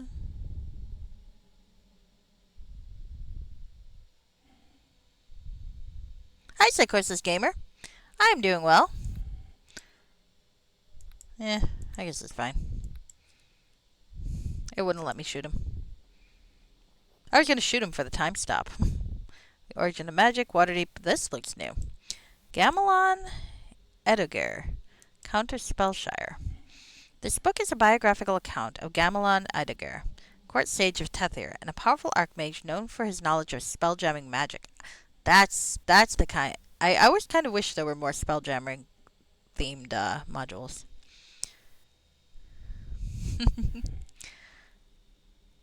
The use of vessels to explore wild space and other worlds in the prime material plane. Much of Gamelon's family, including his mother and two oldest siblings, were killed in 1313 DR when Gamelon was only 11 years old, during a series of feuds that occurred between his family and Clan Trekask of the Duchy of Dusk. Gamelon was educated at the Mystics Academy in Erkazar. Sometime in his early life, Gamelon became an adventurer and an explorer. During one of these early adventures, Gamelon lost his left eye to an owlbear. At some unknown point, he received his magical gem eye as a gift from Kelvin Aronson, together with the multiple iron stones that frequently circle his head. This resulted in his nickname, Gemhead. Gonna lurk and smoke? That's nice. I'm actually going to probably be heading out soon. So, but let's see. In 1333 DR, Gamelon left Toril and his homeland of Tethyr and lived on the Rock of Brawl, one of the tiers of Saloon, where he maintained a curio shop. At some point, while there, Gamelon discovered a secret stash of Orbis rings, which enhanced the power of spelljamming helmsmen. For a time, Gamelon was the only seller of such rings. During his time on the Rock of Brawl, he became enamored with a merchant's daughter. Oh, I think I've heard the story. Named Minda. After 4 years of pursuing her, she finally agreed to become his wife. During the 10 black days of Elent, one of his sisters and one of his brothers, and most of the members of their families, were slain for being nobility. Gamelon returned to Toril, to his grandfather's land in County Spellshire, near the forest of Tethyr, sometime before the first siege of Miratma. He provided magical support in both the first and second sieges, and for this he was rewarded his grandfather's old lands to rule over as count. Okay, well, let's keep that. Well, hopefully. If not, that's okay, though. I won't take it personally. There is nothing wrong with having a good time. I still wish I could have shot Nermal, though, for not for leaving. That part's fine. She was Elena was just offended by the time stop spell. It's like, what the fuck was that, dude? I was gonna shoot him for that. I'll take the evil points. Sadly, I was not fast enough. Alright, what else we got? Another bookshelf over here? Let's look at the other bookshelf.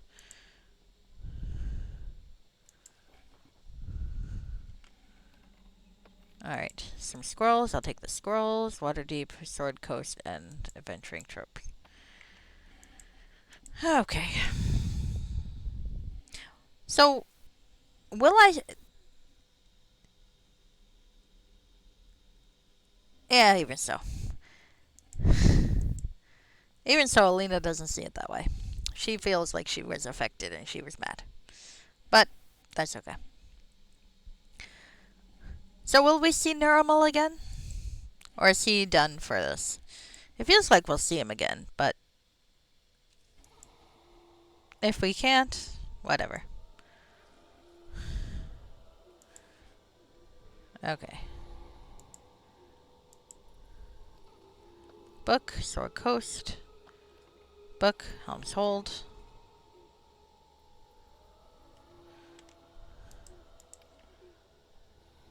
Alright.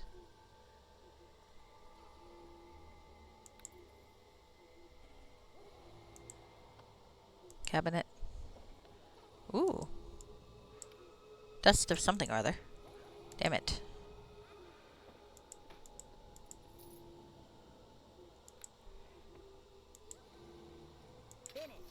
Nice.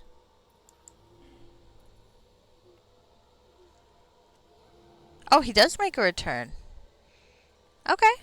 Cool. He didn't in the original one? I'm kind of glad for that. I hope I get to shoot him. Or perhaps we'll be friends. I think Alina's somewhat more, forgiving than I am. I want to shoot him, but... Okay, what's this? Breastplate +1. Okay. Shove that in a bag. Shove that in a different bag. Come on, one of these bags ought to have room. Thank you. Alright. Thank you, Eliana.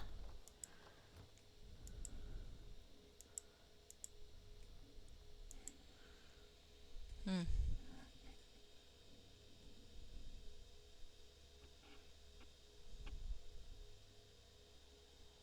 Oh, he loses his cool points when his mysterious pet. Yeah, but he's kind of a... I don't know. I don't think he's terribly cool now. So, I feel like he's already kind of a whiny dickhead. So, I feel like he's not going to lose cool points that he never had, in my opinion. Well, we'll see. Friends or kill him. I'm not sure I care which. We'll find out. I think Alina would prefer to be friends. But she's a nice girl. Oh, water elemental. Okay. Hello. Can I do that?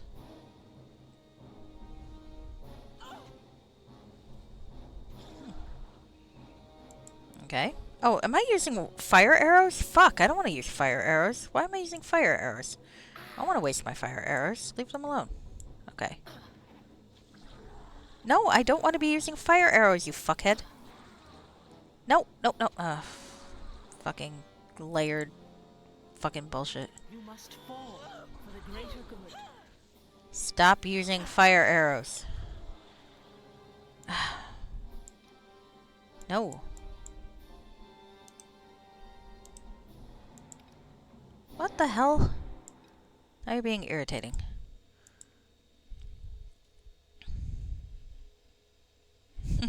Well, we'll see. We'll see. Maybe I won't care for it. Maybe I will. You know how it goes. Alright. Emeralds. Always nice. I feel like his past would be kind of douchey anyway. He doesn't strike me as one that has a cool past.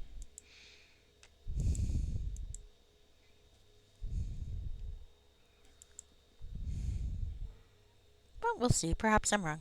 Oh, there's Sarik and there's a Shadow Fiend. Close the door. Alright. Hello. Can I finally kill you? Let's kill that guy first. Hi. I will not let you take the orb. 'Tis mine. Well, you know what? I disagree.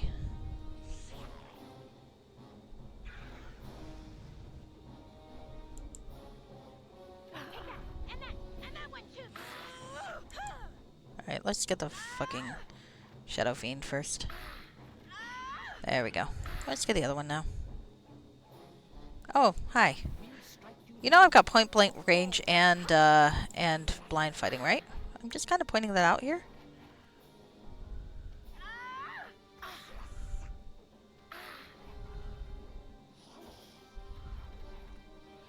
Am I still using fucking fire arrows? Stop using fucking actually I might not be. I can't tell. Alright, I think it's just confused. Take that, and that one too. The day I need to waste a fucking fire arrow on this fucker. Oh. Okay. Enough of these games. The shadows themselves will shelter me as I deliver the orb to Sithilus. I feel like this isn't gonna go well for you. What? Yeah, I called it.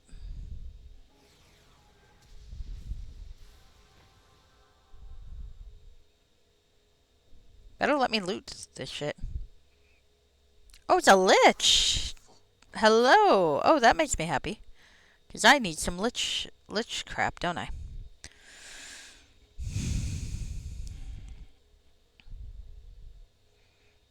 Alright. Excuse me, sir. I need to loot this corpse. I know you're right there. I will deal with you momentarily. This is money in the bank. And or an upgrade to my equipment. Either way. Ooh. Oh, shit. There's a lot of stuff in here I can't identify. That's usually a good sign. Paralytic bolt.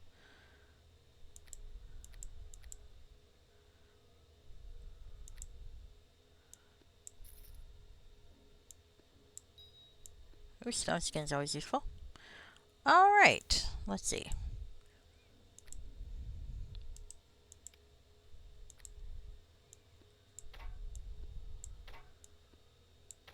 I was hoping that this was going to mean lich fight.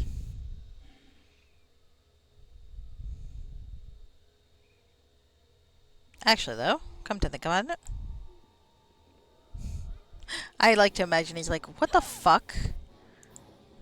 Like, yes, I'm resting in front of you, dude. I'm not talking to a lich without my beauty sleep. You're just gonna have to deal with that.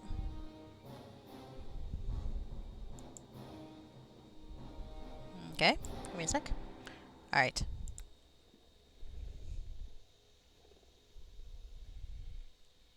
There we go. Now I'm gonna sleep for 8 hours in front of him. And he's like, what is going on?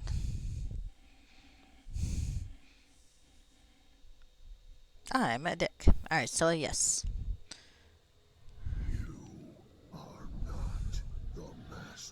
I am free at last. I must thank you, mortal. All the deaths you've caused here, all the souls you sent spiraling from the mortal shells, I devoured each and every one, until my power became great enough to escape my hellish prison within the orb. Now the accursed Irenicus is dead, none shall oppose me as I unleash a reign of terror upon this land. I will raise an undead army large enough to sweep aside the elven city. None shall stand against me. Are you aware that there's a monstrous army already intent on wiping out Soldan Islar? You're sounding kind of redundant. You dare mock me? I will destroy you. Then I shall see for myself this army. Prepare to part with your soul. That was fun. Alright. Do you have a phylactery that I need to worry about? Doesn't seem so like it. Okay. Hi. Do you like fireball arrows? I quite like them.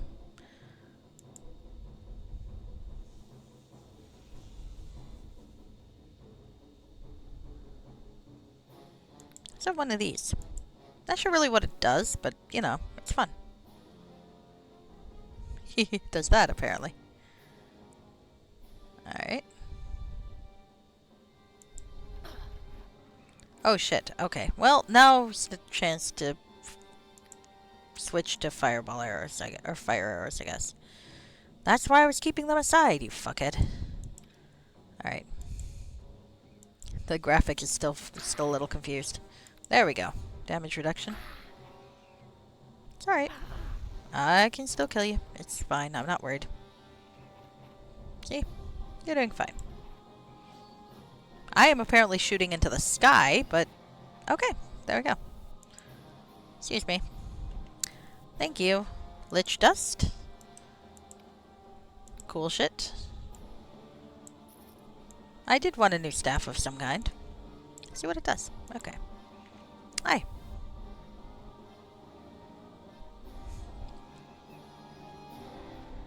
That was kind of anticlimactic, really. Honestly, I thought he'd be a little more impressive. So did I. So did I. Is there an easy way out of this place, or do I have to walk the long way?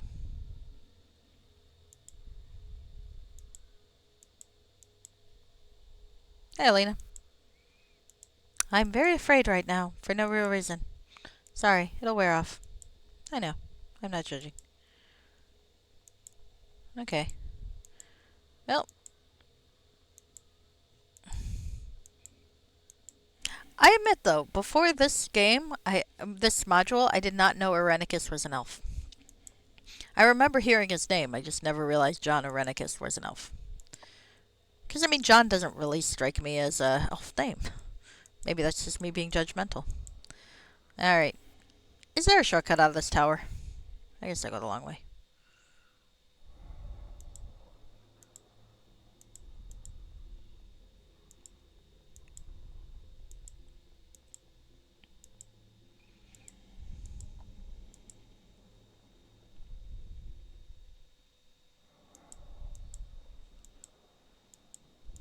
I feel like there should have been a shortcut out of the tower.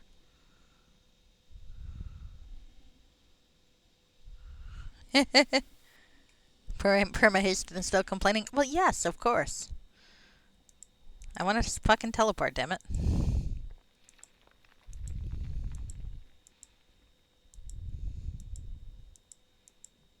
Alright.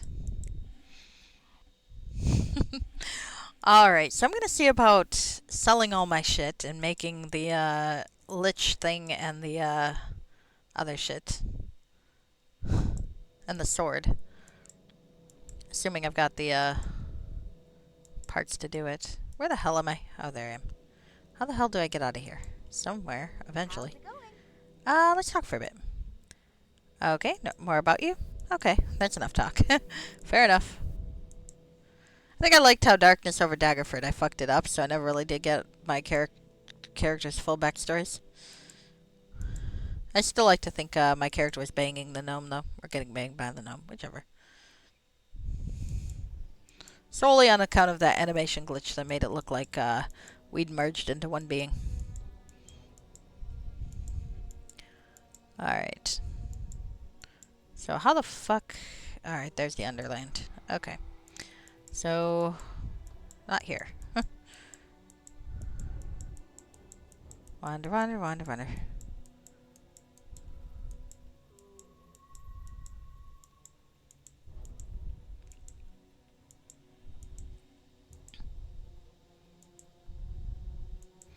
Perma-hasted monk speed? Anything else is slow? Yeah, I'd imagine that'd be true. Huh. Maybe I'll just play Opera Omnia later. I like it. They do it right, because all the characters are free of charge. It's just like, if you want better odds of getting good weapons and such, you pay. I haven't paid yet. I probably will eventually, because I'm like that. But I like that you can get all the characters without that. I wish you luck. Now please leave me to continue my watch. Okay, well, who do I even report to now? Okay. Alright, I should report it to Tethyr. Okay, that's fair. I can do that. If I can figure out where the hell I'm going. Hi. Jessica the animal. Oh, druid. Right. I don't need to talk to the druid. Hello, druid. Yes, I'm very disrespectful. Alright. Now let's see about selling shit so I have money to buy shit.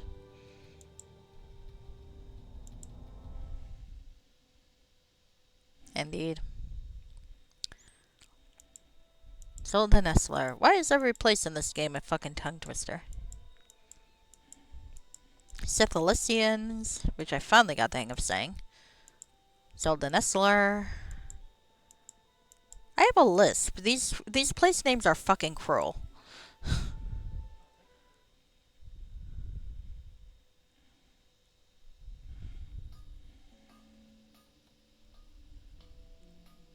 Yeah, Ed Greenwood. You can tell it's an Ed Greenwood thing because there are 50,000 ultra powerful, beautiful goddess women to softcore dominate you, and also a lot of fucking S's in the names. Alright. Please make me a Ring of the Lich. Excellent. This won't take long.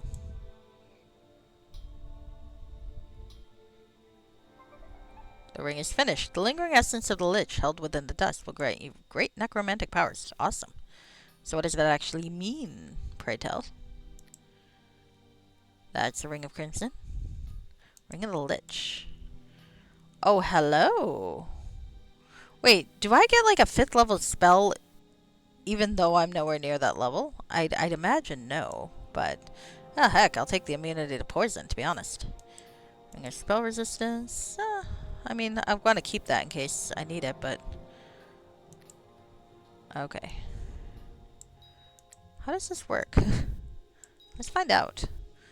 I've got a 1 first level. Okay, yeah. I kind of figured I could only do... But I got 1 more first level spell, apparently.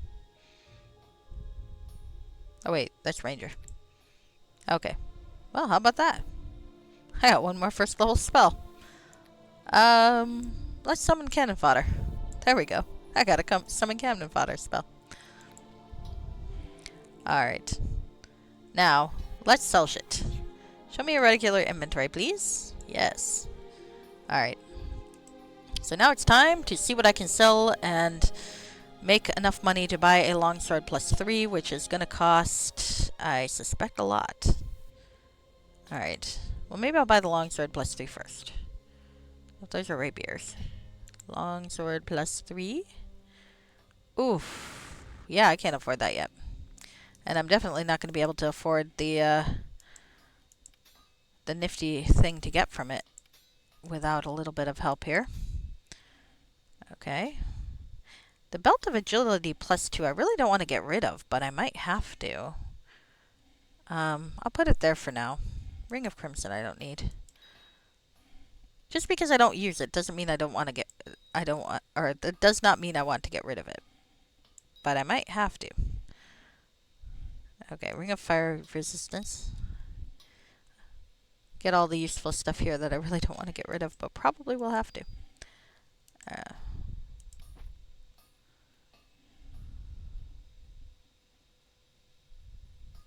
Yeah. That's okay.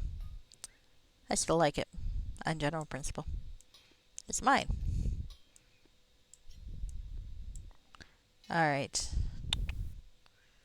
Let's see. I don't really want to get rid of my scepter, but maybe if I have to. Gloves of concentration. Vampiric dagger. I can get rid of that. I don't really need a vampiric dagger. Amulet of natural armor. Oh, more of these. I've got a ring of protection in another pocket. Ring of clear thought. Lesser ring of power. I kind of want to keep those for now, but we'll see. I might get rid of them. Well, I'm not getting rid of that fucker. Alright, so let's get the longsword I need. Even though I'm going to regret that. Okay. Then I can see how much I still need for the actual thing. Shopping list says I need a longsword plus 3 and 25,000. Okay. Well, let's sell things and see if I can get to 25,000.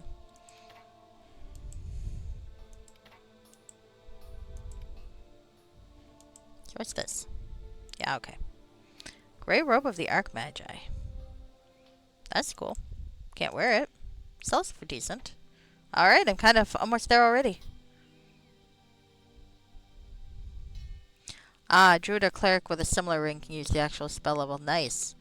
Yeah, I tend to think those sorts of rings work best for sorcerer types if you can get one for sorcerer. Because then you just, you get the freedom of just having that extra spell slot. that you can do anything with. It's okay for a wizard, but you got to make sure you don't take it off, or else you've got to re-rest and memorize shit, and that gets annoying. Uh-oh. No, no, don't tell me I fucking crashed. No, no, fuck. It's doing it again. Can I save? No. Where did I fucking save last? Alright, well, hold on. We're gonna see if this is gonna make me very sad. It's been a while since I've encountered the freeze frame bug. Alright. I know, right? So annoying. I'm not sure when I saved last. It's alright though. I just need to buy stuff and sell stuff, and I was doing pretty good with that. Neverwinter Nights. Closing. Slowly. Hello? Yeah, I hit end task, you little motherfucker. Go. Yeah. It's alright. It's alright. I'm saying, because I don't remember when I saved last, and if I saved before that fight, I'm not no. We'll fix it later.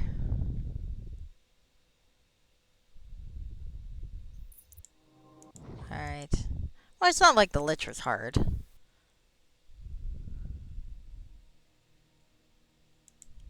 Okay, load. That's 218, 220. Okay, it doesn't look like that's that long ago. Oh, I'm even in the forge. Okay, that's fine then. So let's try this again. One more time. Then we'll go. Because I got shit to do. And you got shit to do, I'm sure. Well met, friend. Show me your regular inventory. Okay. I have the Lich Ring. Nice. Okay. So I know I need that sword. Did I buy that sword yet? I did. Okay. Fantastic. Alright. Now let's just sell shit. Because I also need to, like, free up some space anyway. Alright. Let's see. I want to get this here so that I can put all of my good shit in one place that I want to actually stat-wise keep. And jewelry and such. So I can compare things that I would theoretically switch out. Those are things I would theoretically use, and yet not. I like the idea of this. But I probably won't wear it. I'll keep it for a while. Why not? Nymph Cloak. Pewafwi. Yeah, you never know when you might need immunity to that, though. Yeah, we'll get rid of that. I don't think I need that anymore. Lightning's Edge. I think my rainbow sword does most of that anyway. So since I'm keeping the rainbow sword, I'm not gonna keep those. Alright. It's in there. More bows.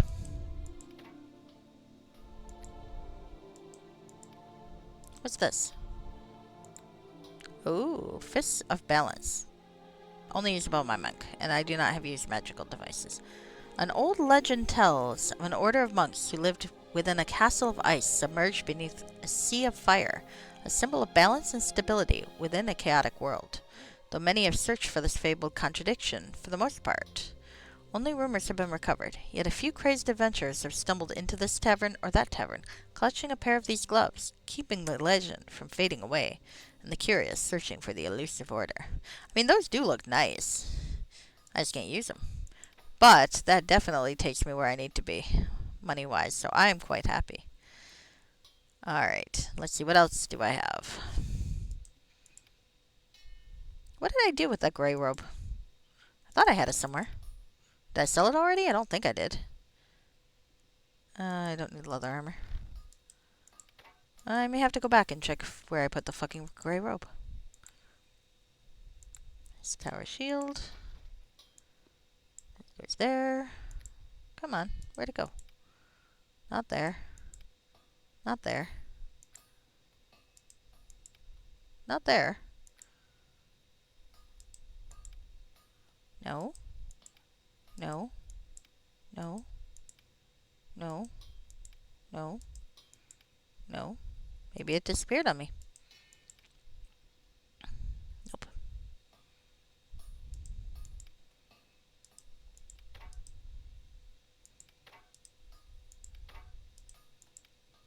It'll turn up when I least expect it or want it. Oh, that's actually nice. I don't think I need another one of those, but I don't remember anymore. Still fulfill max. Well, hello. Yeah, we're keeping that fucker. That is a fucker I'm gonna keep. Ah, okay. Can get rid of the other one. Rainbow Blade, always keeping that. Yep, electrical too. Good reason to sell the others. Short bow. I don't think I need the +3. I got a +4 now. Somewhere. Okay. Can sell that too.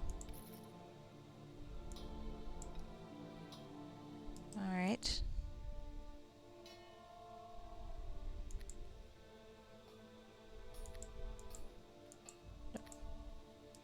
Okay.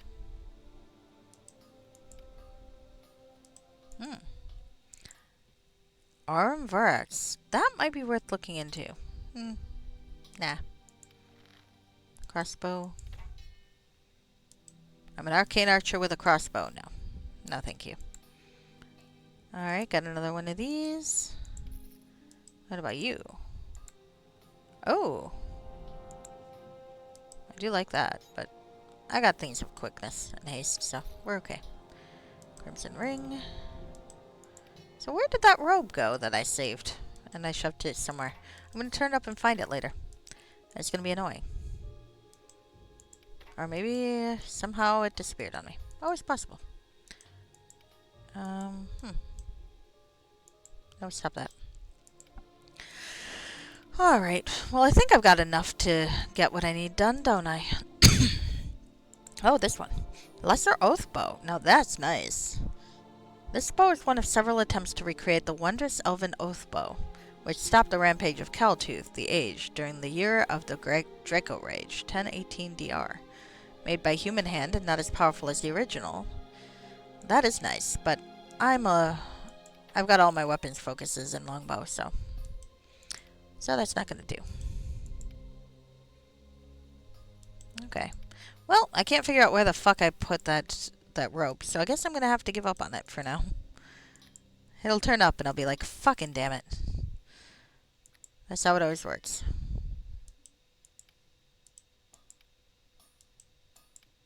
Yep. I think that's everything. Alright, well, whatever. Alright, so I have saved shit. Do you have a pretty bow I can have in place of the one I've got? That's better than the one I've got. Short bow? No, those are short bows.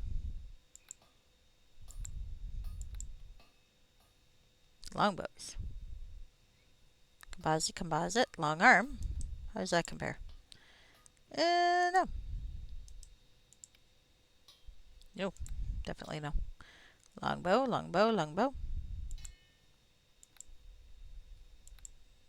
Nope. Seems like you do not have things I want. Okay, good. Then I know. Alright. Saving. And now let's get this neat sword that I'm supposed to get. I have Nightwalker Ashes, a longsword +3, and 25,000 gold. Please forge me the blade of the Nightwalker. By the gods, this shall be a sword of unimaginable power. This shouldn't take long. Well, heck. It's finished. The power throbbing within the sword frightens me. Take care when you wield it. Well now. Let's see how good this thing is. Ooh, it's pretty. Enhancement +4. Immunity disease. Immunity to... Wow.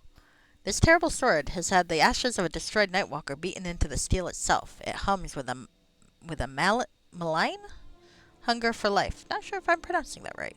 Feeding upon the blood of those it wounds. The wielder is granted protection from the most terrible powers of the undead, from which it was formed, making it ideal for combating the creatures. Well, this fucker's going on my hand-to-hand combat thing, isn't it?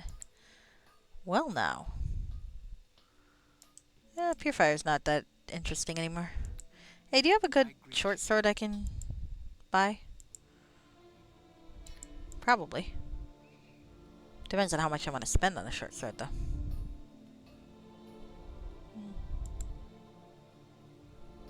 Do do do do do do. That's the one I sold. I think I sold you that one. Yeah, we're fine. Okay. Could always put the dagger on here. Dagger of who's what's this? Where did my dagger of who's what's this go? I don't know. I did something with the fucker. Alright, well, I'll probably find it later. There it is. Okay. Well, this seems like a good place to stop for the night. I think I'm getting back into the swing of things.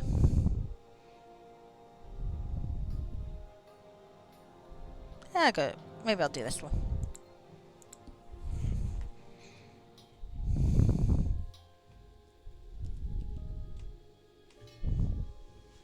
Yep.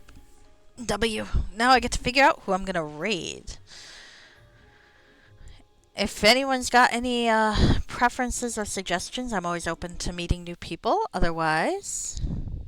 well, that's good. That's good. I'm glad to hear it.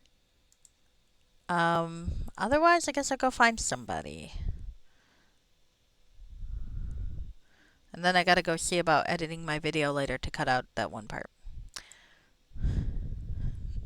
Because I love my mother, but she does tend to forget. Alright, so let's see. Got a few folks on that I know. Let's raid Eyes on B again. It's been a while since I raided her, and she's got frogs. And frogs are a good reason to raid anybody. What video editor do I use? I use YouTube's video editor. I just shove it on there, and then later on, I just find the timestamp of what I want to take out, and then I take it out. The jump cut is very obvious, and I don't give a shit. It's awful. I put no effort into this. It's like, there are people who watch them, and I'm like, why?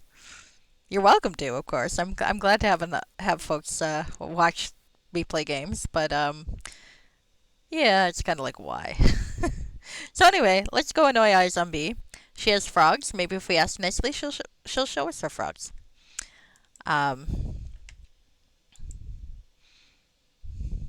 You have a good night. Okay, let's stop the stream.